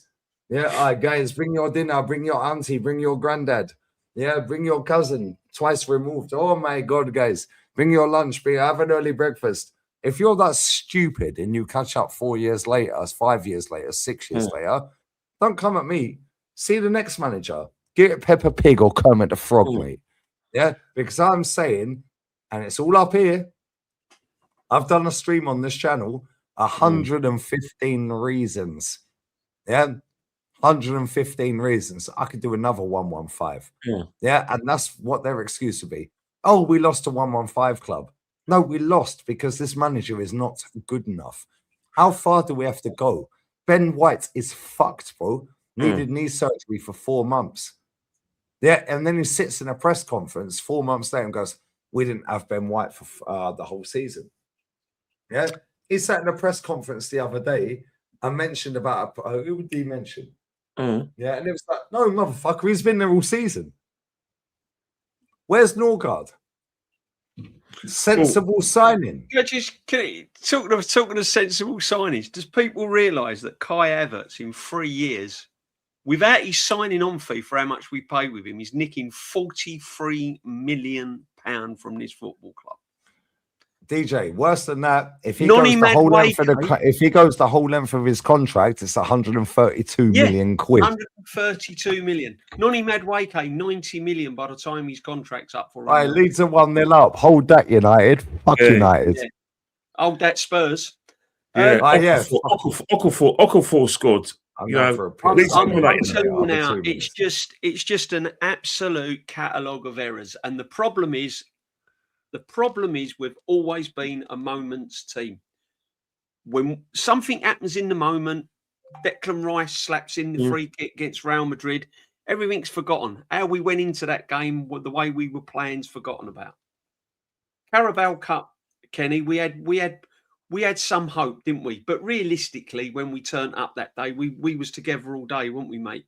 Yeah. Realistically, we was a bit. I don't know. Well, you know what is DJB we wasn't playing well, was we, Kenny? Up until that Carabao Cup. You know the Carabao Cup final was a very interesting situation where initially, when the fixture was confirmed, every Arsenal fan said this is a shootout between the teams going for the league. Whoever wins it is going to go on and win the league. And then because we got that result against Tottenham, because we got a result against Brighton and Everton, Man City dropped points against West Ham and West Ham, and then before that he dropped points against Nottingham Forest. We got to a situation where we reversed and sort of revised the way we our faults. Where we're basically what we did is that refined our faults. I was saying it would be catastrophic for Man City, but it'll hurt Arsenal. But what I said when the fixture was confirmed in January was actually correct, that it would be catastrophic for both teams, because if you look at the way Arsenal responded and the way Man City responded, it's shown that 3 games since 3 games, 3 games since we played since we lost the final. We got knocked out of the FA Cup. We played Porto, where I'd have been happy with a draw going into the second leg, and then we lose against Bournemouth. So we were initially right in January, where it has proved catastrophic. We've got no hope. The fans have got no hope going into the Man City game, where previously we had a lot of hope that this is going to be a situation where we're going to, crack nuts and, like I said, go there and force our game on everyone. What's happened since then, DJB, is that Man City, Southampton and Bournemouth have worked us out in a different way now. Because what they do is they said, right, let's sit off the ball We won't press off Arsenal and let them play. And then what will happen is that when some of our players got too much time to make a decision, i.e., Kepa in the FA Cup final, the Carabao Cup final, Raya on Saturday, we had too much time to think. What happens is that whilst those our goalkeepers and some of our players were thinking about who to pass the ball, they were setting traps for us. Man City set traps for us in the first half at Wembley. Southampton set traps for us, and that's why they got their goals. And Bournemouth set traps for us. And because Bournemouth had confidence to play their football, every time they got into some sort of difficulty, they just played their way out of trouble. Absolutely. And played it with quality. Yeah. Man City played their way out of trouble. Southampton, they did it in a different way. They knew if they gave the ball, if they played the ball up through the lines, or they played the long ball over the top, they know that Stewart was going to hold the ball up and win his duels against our defenders. And they did it in a very, very clever. They knew that he was going to give Mosquera working over, he was going to give Gabriel working over. The same thing with Haaland in the cup final, and that's how you play us, and that's how teams are going to be playing us from then on, and they're going to raise their game. Fulham, who are on the beach, will raise their game because it's us. Newcastle have got injuries, but they're going to get some sort of encouragement because they're going to do the same thing. They're on the, you know what I mean? Eddie Howe is finished at the end of the season, but they're not going to want us to win the league, and that's the problem we got. Is that teams are struggling to work out Man City because Man City have got the shirky option. Teams know how we're going to play, and that's going to be even a major problem. Our inability to break teams down. Now everyone talks about Gyökeres' 18 goals. Well, these are three things Gyökeres can't do. Can't hold the ball up. Can't win his aerial duels, and he's got no pace. Exactly. Exactly. So, and he's got no vision either as a striker. No vision. So when teams are letting us have the ball to set us some traps, they know that the only option we've got is a diagonal ball, and they're confident that against our smaller, they're going to win the aerial battles against our inverted forwards, especially against Martinelli. Not so much against Madueke, who's quite tall, but definitely against Martinelli. And I'll tell you what Bournemouth done well as well Saturday as well. When Arsenal did try to build up a bit of pressure, they was getting aggressive just off the halfway line and giving away free kicks, breaking up the play, slowly. Very clever. They were giving away free kicks where they weren't going to get a yellow card. It was just a free kick. But what they done, they put their toe in and they put their boot in, and we couldn't live with that. But at no time at all have I been watching this Arsenal team thinking we can raise the bar here, we can go up another level. I think I said it. I can't remember how long ago I said it, but I said it a few weeks back. Might have been on Lee's. I can't remember when I said it. I said, I feel that this team now, if it's put under pressure, can't go to the next level. I feel that we have now, how we started the season up until Christmas, we've peaked. Yeah, that is the good. That's the best it's going to be. I don't think if we're asked to go another level, we can't produce that next level. And that is now looking evident. When we're under pressure, when the chips are down, you're looking at Rice, you're looking at your strikers, your wingers. Can you go up that next level? Can you make that difference? They might have been able to do in September, October, November, but they can't do it now. They can't do it now. They've reached that level. Yeah, but you know why? You know what the situation is, because at that time we were at our fittest around those times. We were definitely at our fittest in Europe. When we play teams, when teams try to, when it comes to low block, we're the best in the business. When it comes to like I said, defending, we're one of the best in the business. When it comes to set pieces, we're the best in the business. But that's from August up until November. That's dried up now, isn't it? Yeah. And the reason why it's dried up is because once again, teams have worked out if they do the basics at the best, i.e. the most important basic is keeping the possession, and finding your players, moving the ball at a right tempo, making sure you're organised, where you have to make sacrifices, and then you have an outlet who can hold the ball up and occupy defenders. and have the battle. That's half the game won. You know what I mean? And that's what they do. And the times we've lost, Liverpool, set traps for us at Anfield, especially setting off, and they let us have the ball, and then they got what's his name? They got the young lad on the ball, the young German lad on the ball, and he started to take the play. Vert started dictating the play. When we lost against Aston Villa, they just got body forward, got their fullbacks forward, and we couldn't cope with that. That's they put us under pressure. They outnumbered us in the field. Then you think about Man United. Man United set traps for us after we went 1-0 up, and we didn't heed those two traps. They could have scored twice before they equalised, but they knew that Zubimendi and Saliba were still going to be doodling on the ball, so they set another trap. They got the equaliser, and after that, they got the bodies forward and won the game. They didn't panic when he went to 2-2, and that's the thing. Exactly, but it's just basic things. When Raya played that ball out of, when Raya played that sort of pass and took out practically half the Bournemouth midfield, and it went to Zubimendi. I think it played it into Zubimendi, or I can't remember who it was now, right? Where Raya played it ball out and it broke everyone up. What he should have done then, Gyökeres then made his move as soon as he got that ball in midfield, and he didn't get his head up to pass it through. He's gone sideways and backwards. Ben White showed him an option, gave Zubimendi the ball in space, and he gave it back to him. And Ben White's gone, what are you giving it back to me for? So this is what the worrying thing for me, Kenny, is I'm looking at players not now doing the basics. Yeah, but they're not doing the basics now. The basics are now where they was a couple of months ago, trying something and doing the base. They're not even doing the basics now.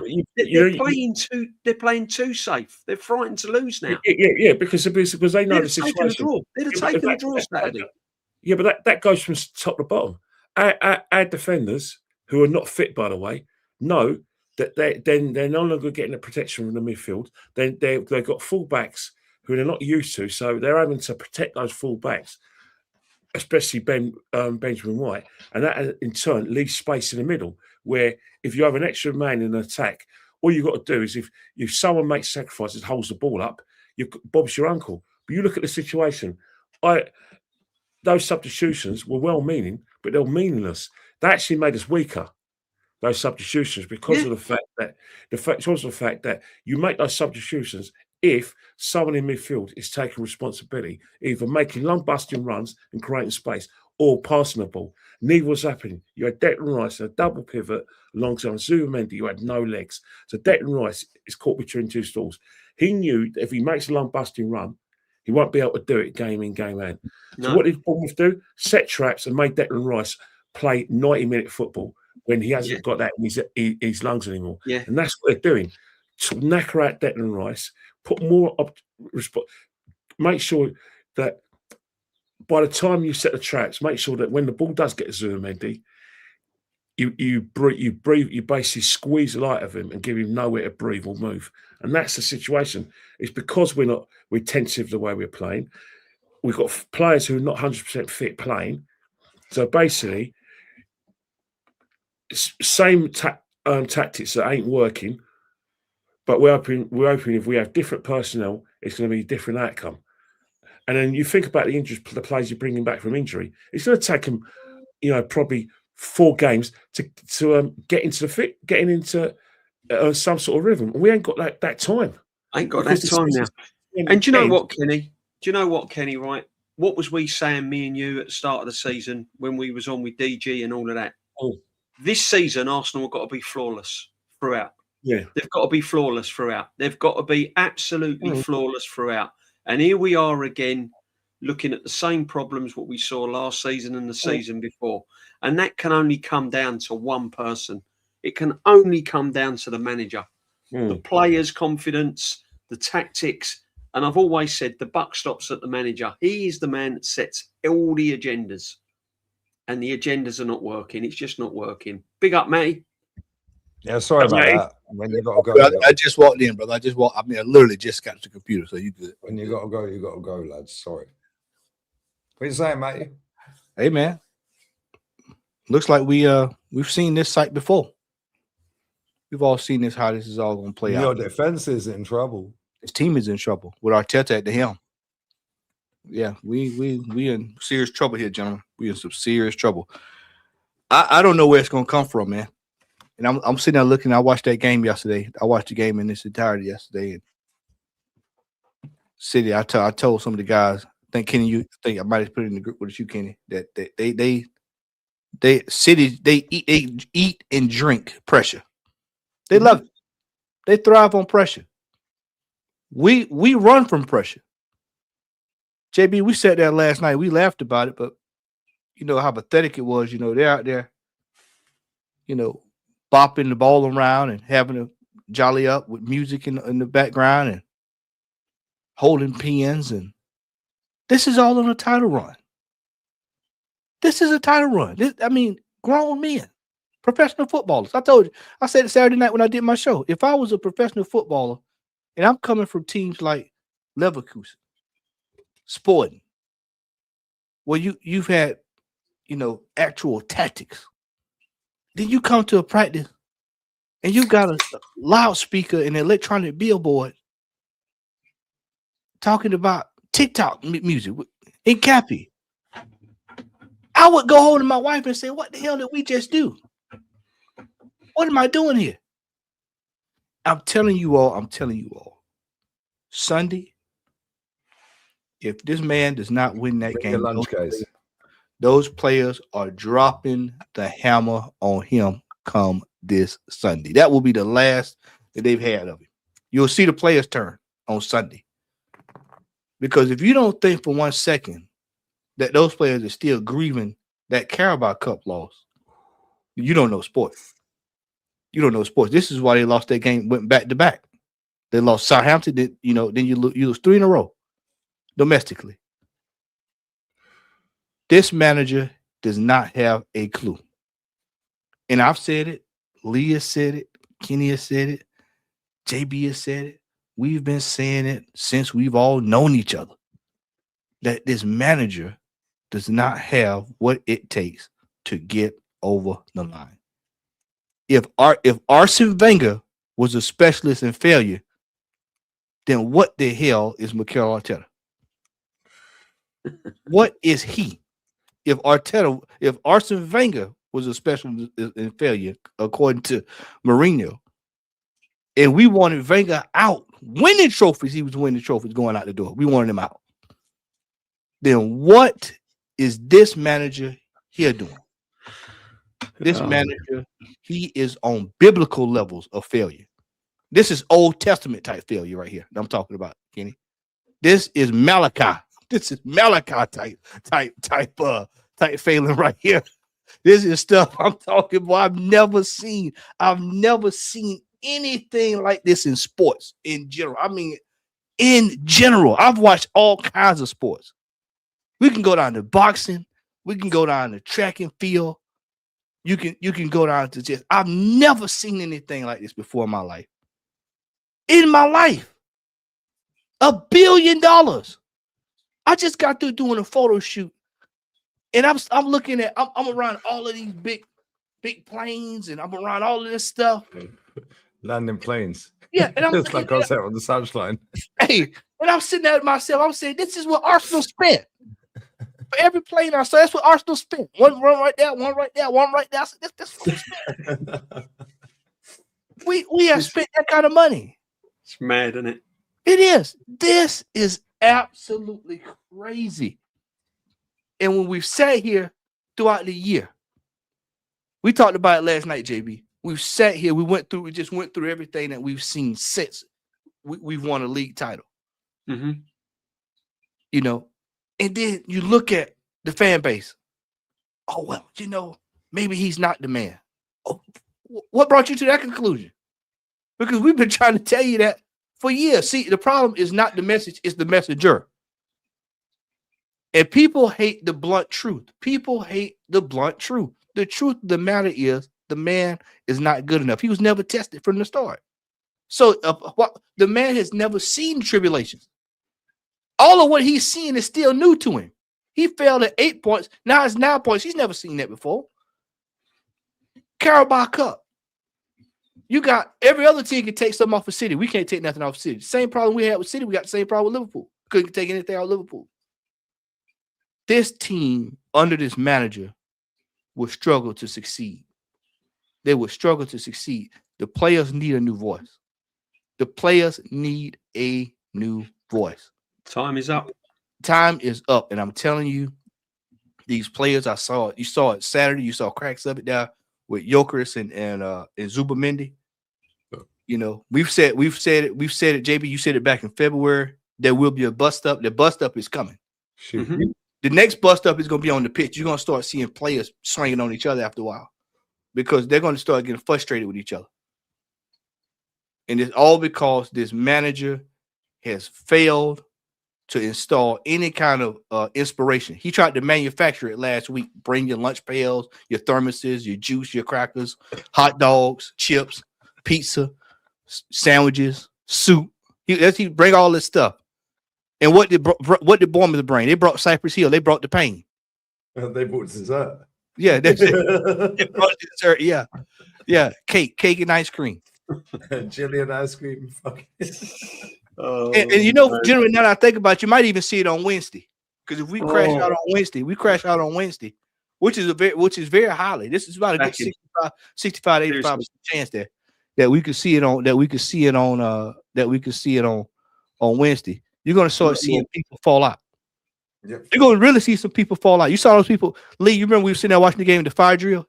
I told you the sandwiches wasn't half off. Mate, you see that super chat in my chat? Block 10, fighting at half time. Yeah. You watch Wednesday. You watch the Tifus will come out Wednesday. There'll be merch coming out. There'll be fireworks going off. There'll be smoke bombs going off. There'll all be all this PR coming off. There'll be a trailer out for the game. This means everything. In the meantime, Sporting will rock up and they'll go, yeah, we're 1-0 down, but we ain't gonna pack. We'll try and nick a goal.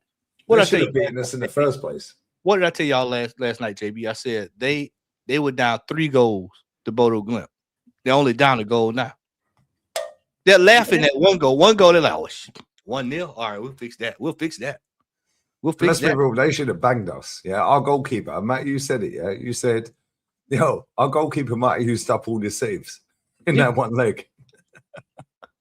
Yeah, there'll be a trailer for the game. I know people give Ray some stick from this past weekend, but I told I'm trying to think who I told this to. Like Rashid. I told Rashid.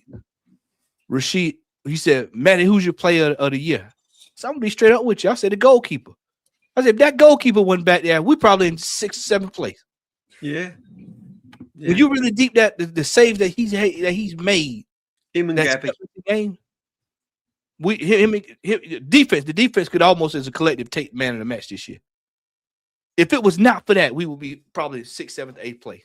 Nobody wants to have that discussion, but the reality of the matter is we have been skating by all season long. And the luck we've been saying, Matty, we've been winging it. We've let's be honest, we've a club like Arsenal have had no midfield, we've had no number 10, we've had no wing play, and we haven't really had a centre forward. All right, he scored 18 goals, which is great, but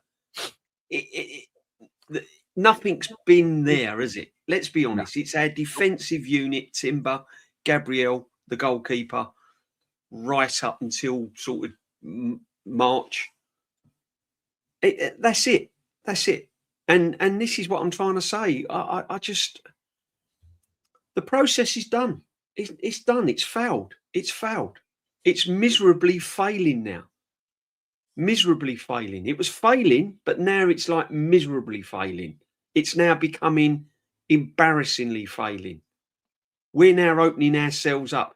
After this season, you watch, people will be going on their holidays, walking around, and they'll be packing their suitcase, and the husband will be going, don't put that Arsenal top in there. I'm not walking around the swimming pool with that on this. No. Take that out of the case. Take that out of the case. Get that out. Get out. But I'm putting your Arsenal shorts. Don't you put anything. I don't want anything Arsenal in that suitcase. You think I'm going to walk around that swimming pool with an Arsenal top on? Get it out. You'd be frightened to go out. Honestly, Arsenal fans be walking around like this, right? As you said, Matty, the doctor's surgeries will all be overrun. 20 milligrams of this. So they said they're gonna be looking for the Xanax is gonna be going through the roof, man. They're gonna need Xanax. They're gonna need all kind of medical. You'll be looking at the lines. You'll be seeing 100 milligrams. Why are they still attacking? They're 1-0 up at Old Trafford. Why are they still attacking? All your psychiatric nurses and doctors will be on overtime. Yep. How can you admit you're an Arsenal fan after this season if we win nothing? You know what? I don't support anyone. I don't support anyone. I support you know the thing we want that's going to really make me angry and make me want to kill someone.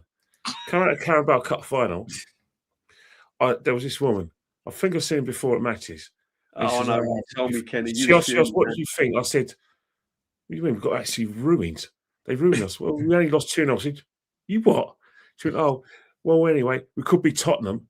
And I just said to myself, I said to myself, get this woman away from me, man. So I said, get this woman away from me. You know what I did? I went and sat with the Man City. I went and stood with the Man City fans and I talked football. I couldn't have her near me. There was this couple who were Arsenal, live in Hertfordshire, and we all talked football. I got as far away from them as I can because I was worried that I'll start having a go. It's 2-0 now to Leeds. I'll be worried that I'll be having a go. Just ruining that for me, mate. I'm sorry. Oh, why? What's a cross? Yeah. I said Leeds to stay up, man. Yeah. Why are Leeds still attacking? Why are they still attacking? They won the love. I had no doubt. Oh, look at the state of Man United's defending, by the way. I'll tell you what. While we're on the subject to Leeds, look at the run. What their manager done. Hold that. 2-0 at Old Trafford at OT, yeah? Ronnie, talk nicely tomorrow, yeah? Talk nicely tomorrow. Lee, what did their manager do to change the tactics? Leeds. He said, fuck this. We're going all out attack against Man United. 5 in midfield. You know what? Tottenham are finished. Yeah, I'm putting 3 at the back. Yeah, we're going 5 in midfield and we're going 2 up front. Change the tactics. Why they're still attacking? They're 2-0 up. Ronnie, talk nice, isn't it? Talk nice. Look at the state of this defending. It's sort of deflection, isn't it? Yeah. But look at the pass now from the back. Why are they passing now from the back? They've had 28. Last time Man United played, it was Eid. Yeah. No, but Lee, can you imagine it? I'm not too funny, right? I know what I could do if I really lost my shit, but I'll make an exception. Any Arsenal fan comes up to me and says, "Well, at least we're not Tottenham." After the hell I've gone through, I swear I'll go absolutely mad. They're the last thing I care about. Yeah, thank you, Kenny. My team has gone another year without silverware. We may drop the league to Man City. We're probably going to go out of Europe, and I should be happy because I'm not Tottenham, who could be relegated. Really, I love the rivalry more than anyone else that I know. But even then, I'm going to take exception if they try and say, "Well, at least you're not Tottenham." That will make me go mad.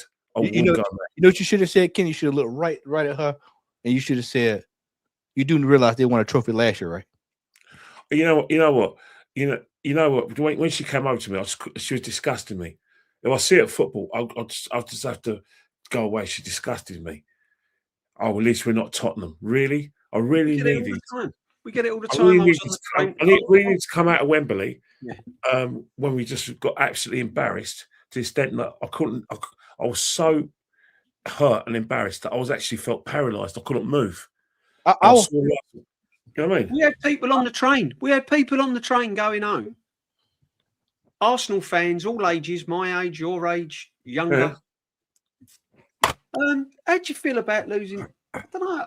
I'm not really bothered. About losing the Carabao Cup. We're going to win the league. Yeah, we're going to win the league anyway. I'm not really bothered. And they were actually saying to me, I'm like seething. I'm absolutely feeling sick. I couldn't We're get going to home win the quick league enough. anyway, DJ. I could not get home quick enough. I wanted to Negative. get home. I just didn't want any part of Wembley. I wanted to get as far away from Wembley as I possibly could. Didn't say a word all the way home. And here we are. You got fans on there saying, and then you listen to Ian Wright, and that tells you everything you need to know the state of this football club's in. Martin Keown. Ian Wright, a legend. Sorry to cut in. Galen, bless up for just buying a t-shirt on my website, by the way. Oh, big Yeah, up. Tal just text me. Bless up for why Leeds still attacking? They're 2-0 up at Old Trafford. Yeah. Well, it should have been 3-0. Goal difference. Could be Why goal was difference. City still attacking up 3-0 up? Yeah, Galen, bless you, sweetheart. Yeah, City's I don't still know if you're attacking. still in the chat. KJP. Bless up to you, yeah. They're still Bless attacking. up, sweetheart. They're still attacking. City still They're attacking. still, I hear City are still attacking. Well, I swear down, yeah.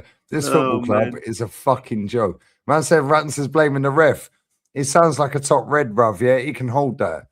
Yeah, he gives it all the you get the discount. Sal's sorting all the merch out. Yeah, if you're a Rance member, has got level the 2, typo. level 3, it'll be on the membership setting on the community.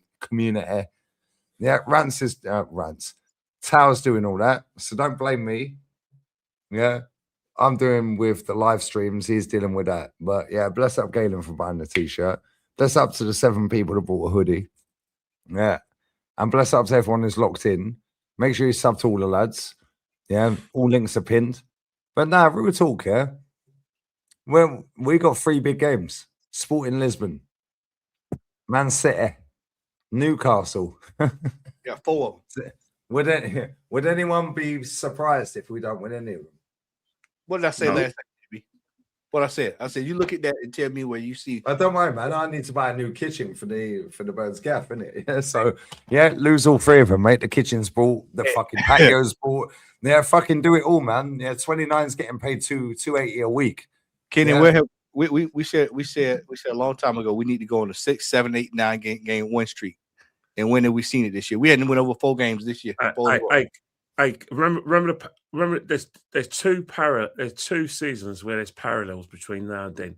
21-22, lost to Southampton, lost to Crystal Palace, got absolutely mullered against Crystal Palace, and then we lost to Brighton. Then all of a sudden we beat Chelsea and Man United, and we beat Leeds who were going to be relegated. And all of a sudden, guess what? Got absolutely battered by Tottenham and battered by Newcastle, lost the top 4. The season afterwards, same sort of parallels. We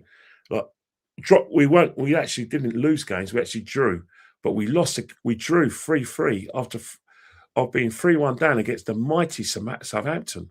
Mm-hmm. And then played Man City, got absolutely mullered. But before the Man City game, do you remember Gabriel Magalhaes was on the floor at the final whistle after the Southampton game? And I knew that the game was up, because if one of our best players has lost hope, we got no hope. I saw signs of that on Saturday, though, Kenny. Mm. I saw signs that the players walking off that pitch Saturday, I saw signs that they knew deep down that they'd blown it.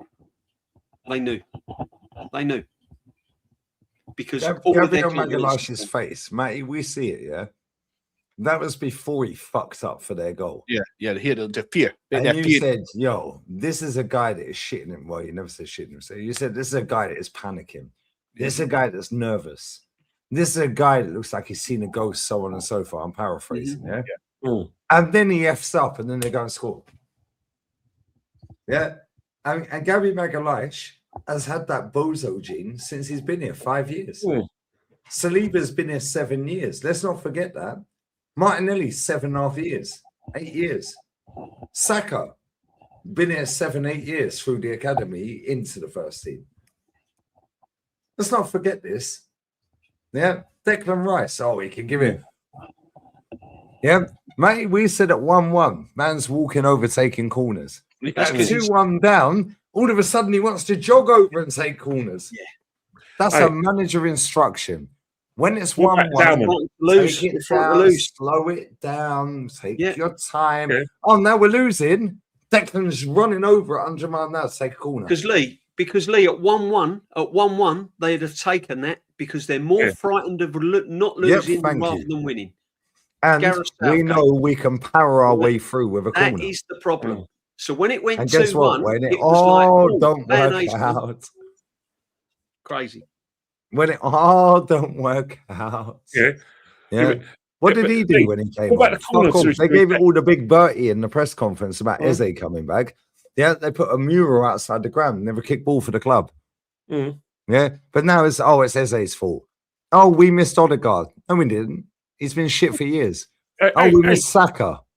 No, we didn't. He's been shit for years. You got the corner routine with Dowman. He takes one corner. Yeah. And then the second corner he takes, let's do a short one. Yeah, sure.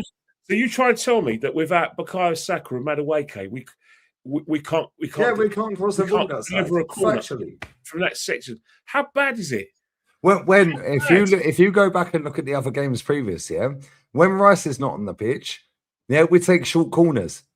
Matty, you've seen this, isn't it? Yeah. We take short corners on Rice's side. Eze was taking short corners.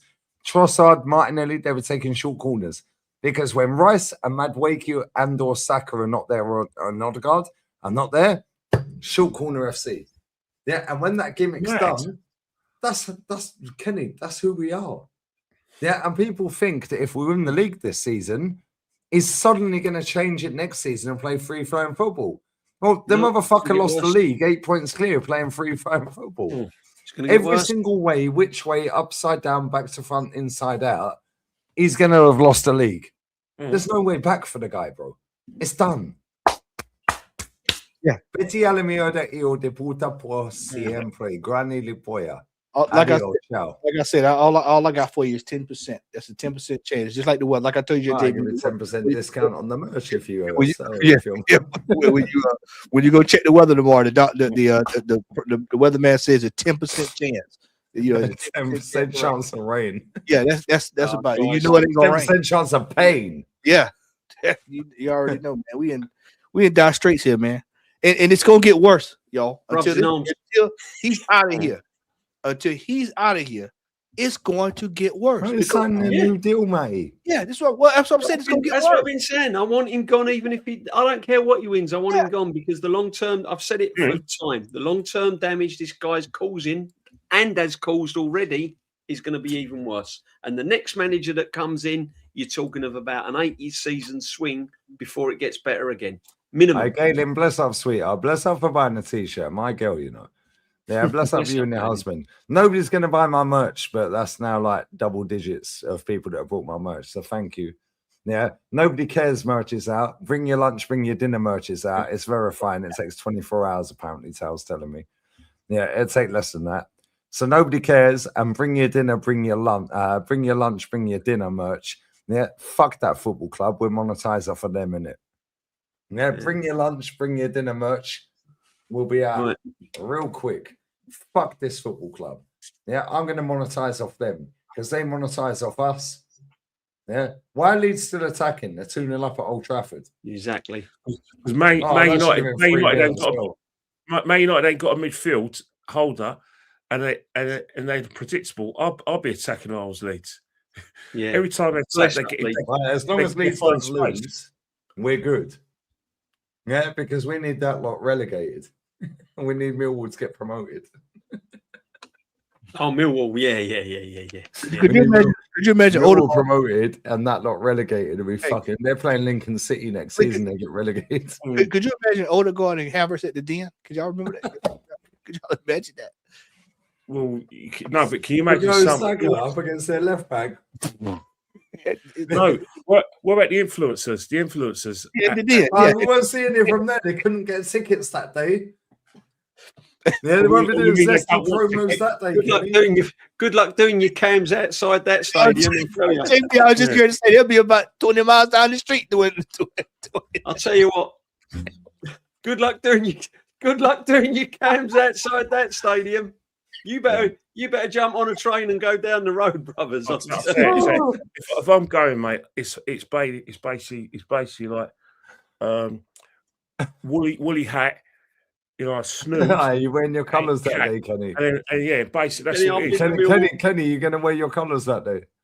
I never wear my colours anyway. Oh, great. Years ago, I don't wear I colours don't. at all. Do you know what? Funny enough, I don't. But do you know what? Right? No, I always away wear- I days always in wear- I certain always wear- areas, you can't wear them colours. I've been to Millwall a few times, mate, and I'm telling you, that and Ellen Road back in the 80s was just nah. No. You couldn't do fan cams outside them stadiums back then. You probably can't. I now don't worry, still. man. None of them would be able to get a ticket that day. Oh, yeah, I couldn't get a ticket. They all got a ticket for Sutton away, though, didn't they? Exactly.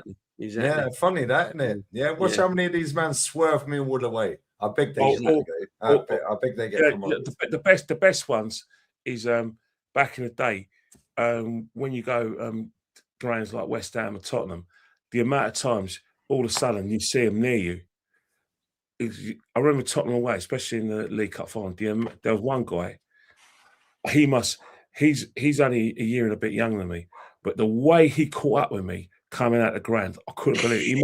He must have either heard my voice or he must have ran. Prime Usain Bolt. One minute he was there, next minute he wasn't, and I love Flash. I'll tell you, it was like Rayo in Espanol, Rayo. All the best ones. Mate. All the best ones. Oh, how you getting to Tottenham Hospital away? Is it all if I come with you? That's the ones I used to hear. I remember when I used to go Upton Park, I used to ride all my colours and all of that. And then when I come out the ground, I got recognised by everyone I went to school with and they'd go, hey. Yeah. I go, no, Upton Park. And I know you guys have been to fucking the Stratford thing. Yeah, that fucking stadium's a shithole. Yeah. Upton Park was class though. I'll be there for a year. Yeah, great Upton stadium. Park Yeah, was class, brilliant. wasn't it? That Upton chicken Park run was a there, city. Upton Park's a nice stadium. Same as Goodison. Yeah, I've not been to Goodison their new Park. stadium, but Goodison. Palace, Sellers. Yeah, Sellers Park is fucking. I like one of the Craven best- Cottage. That's the as best well, away mate. day after Craven the Cottage, new. I'll go there for you as well. Craven Cottage, all of them. Yeah, I've never stadiums, been good Fulham stadiums. away. I've Yeah. never been Fulham. Yeah, Fulham away good because you can do the boat trip, innit?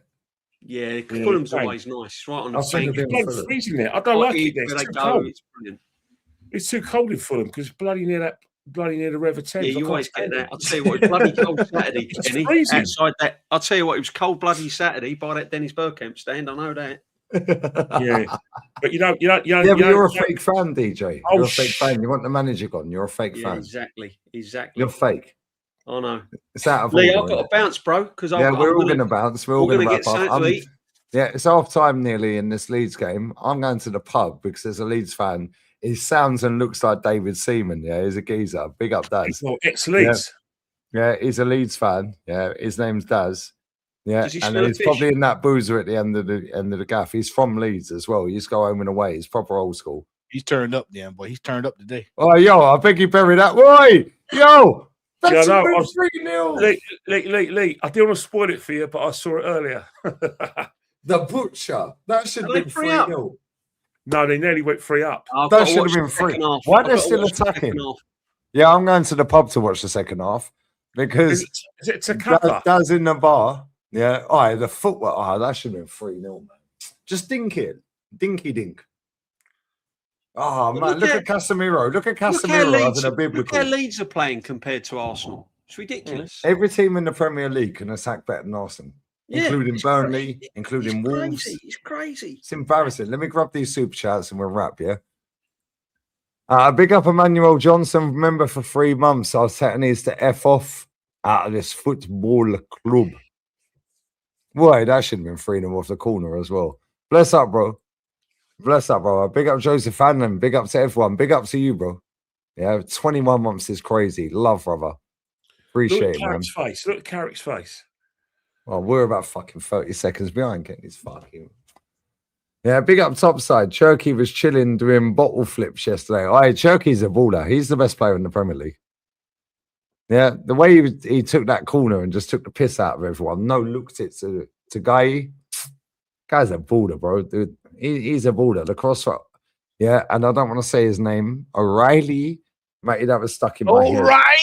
O'Reilly. I Is he- swear, is when he I see you confusing? mean, yeah, I swear down, I don't like you, bro. Big up Ennis. Went from a treble to a trouble real quick. Thank Yeah. you. Quality. Yeah, bless up, bro. Arteta's wife is happy. He doesn't finish first. Quality. That is quality. Very, very That's good. funny. Big up Ultra Programmer. Big up Abs F9444. No mention of the owners because they're happy. I don't worry, mate. They give this motherfucker a new contract. Yeah, the owners are my number one enemy, mate. Yeah, yeah, real quick. Hey, you know the guy. I think someone else has got that kind of let's go for the owners kind of match. I think he made his name going off the owners. I'd rather talk about the football I watch on the pitch, mate. You tell him, Kenny. Look at the state of Luke Shaw. Shawberto, yeah? Look at Michael Carrick. Look at him, yeah? All right, who got this guy dressed? He got dressed in the dark, bruv. Who told him that a jumper with a suit jacket is fashionable? Who's that? The butcher. Yeah, the butcher dyeing his hair, bruv. Like, yeah, Carrick with a jumper on with a roll, like it's not a roll neck, but it's a hey, you know, Lee, it's actually jacket, bruv. No, hey, wait a minute, Lee. Arteta's out there with no belt on Saturday. Yeah, look at Farquaad. Look at him. Look, he's bowling off, bruv. Look at him. He means business, bruv. He's seething, mate. Look at him. Yeah, but hang on, Lee. In the UK, Roy Keane's in the studio, and Carrick's wife said that Roy Keane's a bit of a bull. Well, Roy Keane's going to go in. I need to get to the pub. It's right at the end of my road. I'm going to be there in 5. Right, better finish. Yeah, big up Laz, brother. Big up Laz. Big up Laz, brother. I appreciate the super sticker. My bro every time, man. Big up Daryl. Did you hear our Arsenal fans kicked off at Bournemouth radio celebrate? Yeah, I did see that. Yeah, what are you fucking saying now? Celebrate now. And they kept all the Bournemouth they were analysts. They were analysts. Yeah. Yeah, and for their own safety, they kept them in the ground. And there's some fat fuck giving it the large and in charge. So they kept them analysts. What are they supposed to do? They're celebrating their team win. Yeah. Yeah, dickheads. This football club, bro, I swear down, yeah. The scourge of Arteta is going to live for a decade. Yeah, absolutely. Live for a decade. Scarred now. It's scarred. It is what it is. But DJ, I appreciate you, brother. What you got coming up on your channel, man? I've got I don't know what's going on tomorrow, but I think I've got the retro show tomorrow. I don't know if I've got old school show tomorrow. Wednesday, I've got the midweek mingle, and we're going over the Champions League because I'm not actually. I can't go to the Champions League on Wednesday because I'm working late. Waste your time, bro. I'm working late, and I'm not gonna rush. So I'm working, and unfortunately, unfortunately, I'm going to have to leave it up to my, bro. It's fortunately. Unfortunately, I'm going to have to leave it all to Kenny. And thanks, mate. Give him your sleeping bag and your fucking he can lend me sleeping bag. But yeah, I'm going to be doing the mingle with Nortski, and I'll be watching the penalty shootout on that Arsenal v Sporting. And Thursday, me and Kenny's gonna do an extra time show, looking ahead for the big game on Sunday. 150% we're doing that. Yeah, we're going to be doing the Thursday, looking ahead for Sunday, and mulling over this team and see just reiterate what the problems really are, and and that's it. And then back to the Sunday sit back, Lee. That's sweet. Kenny. Arsenal Man City Sunday, and then it'll be an emergency meeting. League done. Right, it could be the longest emergency meeting in a minute. Could be a 24-hour, couldn't it? Well, we know what we're going to do. Make sure you're on time for it. Fucked. Go on, Kenny. What you got coming up, bro? Well, make sure you're in time for the emergency meeting this I'm never on time for anything. Blame my mother. I was 10 days late, Kenny. Yeah, I was supposed to be born 26th of May. I was born 5th of June. Yeah, well, anyway, you still had people in the chat waiting. Yeah, true. Most importantly, tomorrow should be doing the old school show. I don't know what the situation is with Dan. I could be doing Gooner to Gooner as well, unless I get confirmation. Then I'm not doing it. If I get confirmation, I'm doing it. So that should be suffice. And obviously, I've got DJ being a Thursday, and I will be attending the Sporting Lisboa game. And then, of course, it's the big one at the Etihad. Obviously, I'll be looking forward to the fan cam. You know, I'll be looking at the emergency meeting, and I'm thinking, you know what? I'll be looking forward to that, and it will happen, Lee. It will happen. But day, if it doesn't happen, then there has to be a significant reason. But yeah, it'll happen. Hopefully, and I say hopefully, we're proved wrong. We're in the semi-finals, and we get something at Man City. A point we do. Unfortunately, a point we do. A point won't do. We need a win. Yeah, psychologically, but come on, the way we're playing, we should be grateful for a point. We're really bad, Lee. We're bad. Yeah, but the bar's low, Kenny, so we ain't accepting mediocrity. Set the bar high. And that's the thing. You've watched every game this season, and you've watched them. I missed the Mansfield game because I never heard the alarm.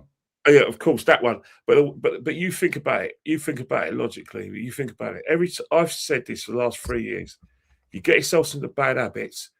The narrow wins turn into draws. The draws turn into defeats, and that happened 3 years ago, and it's happening again. Bad habits that started on November the 8th. We carry on with the bad habits, and we thought, oh, we've won. And I'll tell you one thing. Do you know what the biggest myth has been this season? Arsenal 2, Everton 0. Had we not won that game, your podcast, emergency meeting, would be a lot different. So are yours, Matty. And my fan can be different.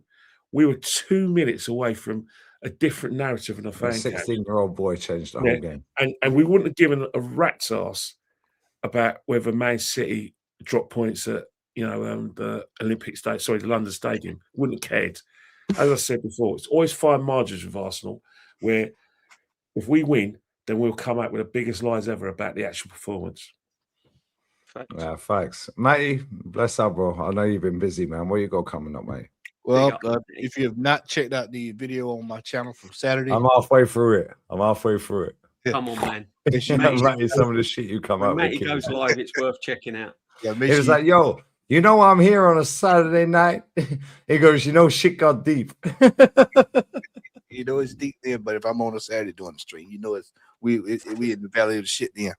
But yeah, we were there. Go check it out if you have not checked it out. Also, last night, me and DJB and Brother Normski was on for 3 hours strong. Yeah, that was good. Had a blast last night. We had some laughs last night. And of course, here today. And then Wednesday, we will be there for Sporting Lisbon to see how this manager handles this year. Because last time he had to deal with Sporting Lisbon in the knockout, we saw Ramsdale get lobbed from the halfway point, and we were put out of the Europa League. I think it's the Europa League. So we'll see how that goes this week. And of course, then Sunday, we will be there for the funeral on Sunday.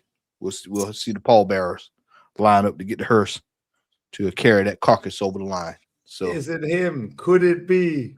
It is him. Yeah. It is. It's gonna be rough this Sunday, y'all. It's gonna be rough. So we're gonna raid Ranzaroni Escobar. He's fucking mudded, bruv. Yeah, and he can hold that. Big up to Paul. 45 minutes of football. Big up to Paul. His hoodie got delivered. Big up Zishan. His hoodie's got delivered. I'm looking now. Yeah, Alan, Jenna, yours is en route, brother. Yeah, and Galen, bless up for buying the t-shirt. Yeah, whilst we were live. Yeah, there's new merch. It's waiting to be authorized. Nobody cares. It's called Nobody Cares. Yeah, nobody cares. Yeah, the full stop is the LGE logo. Yeah, that's how we roll. Yeah, bring your lunch, bring your dinner. That's waiting to be authorized as well. Yeah, so they're all in the last, since the 5th of April. Yeah, this club wants to take the piss. Cool, I'll take the piss better, innit? Yeah, so it is what it is. I'm going to the pub at the end of my street because I know there's a Leeds fan in there and he's going to be over the fucking moon. We're going to raid Rants, yeah? Put LEEDS. Leeds raid. Yeah, LEEDS. Leeds raid. Yeah, Quality. and he can hold that. Yeah, and I'll be back with Roni tomorrow, and then obviously Champions League. I'll do the Barca or Atleti Barca. Big up Gunaresi.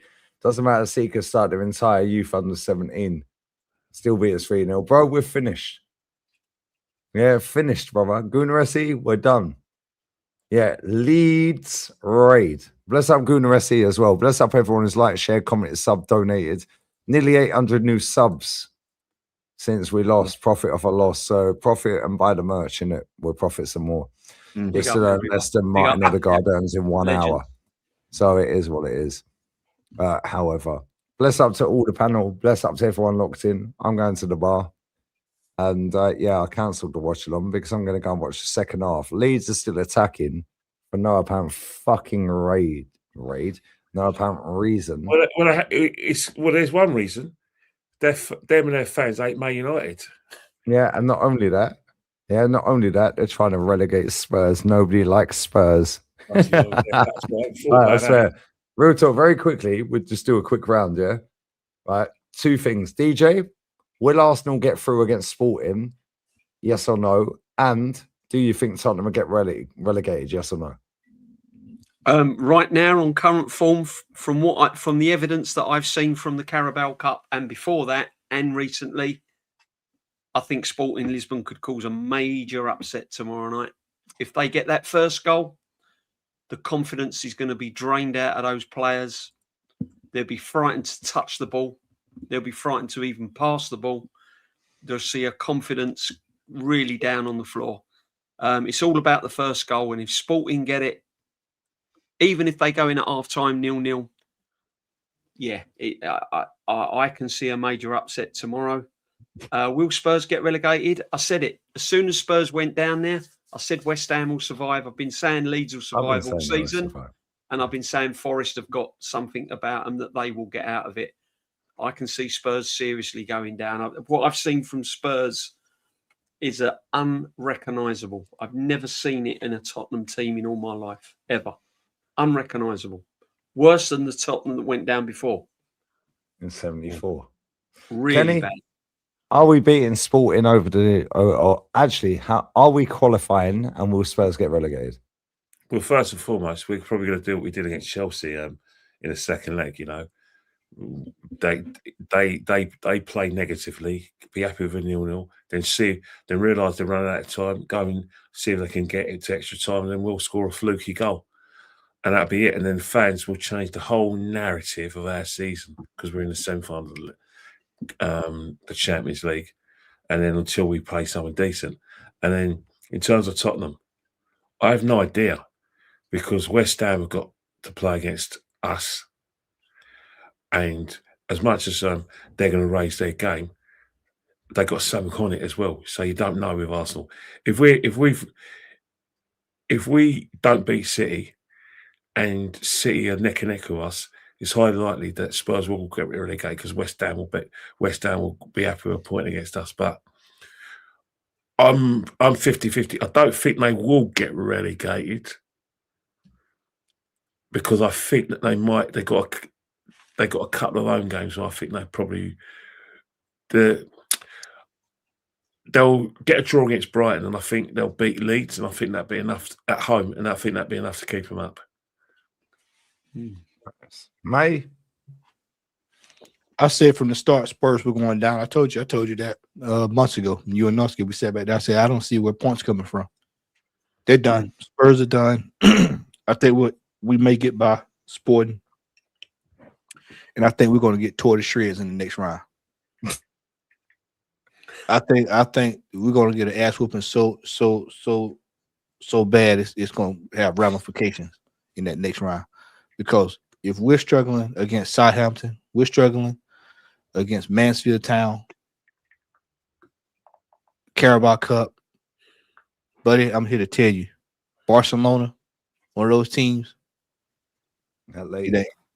Yeah, athletic. It would look yeah. If we were having trouble with number 13 for Southampton, Semenyo this weekend, and then you have Lookman coming up. Nah. So don't be surprised if this manager just bends this coming up this week, bends this Champions League to try to salvage what he can try to salvage out of that game Sunday. So he'll bend it. Don't be surprised. We're gonna raid runs, yeah.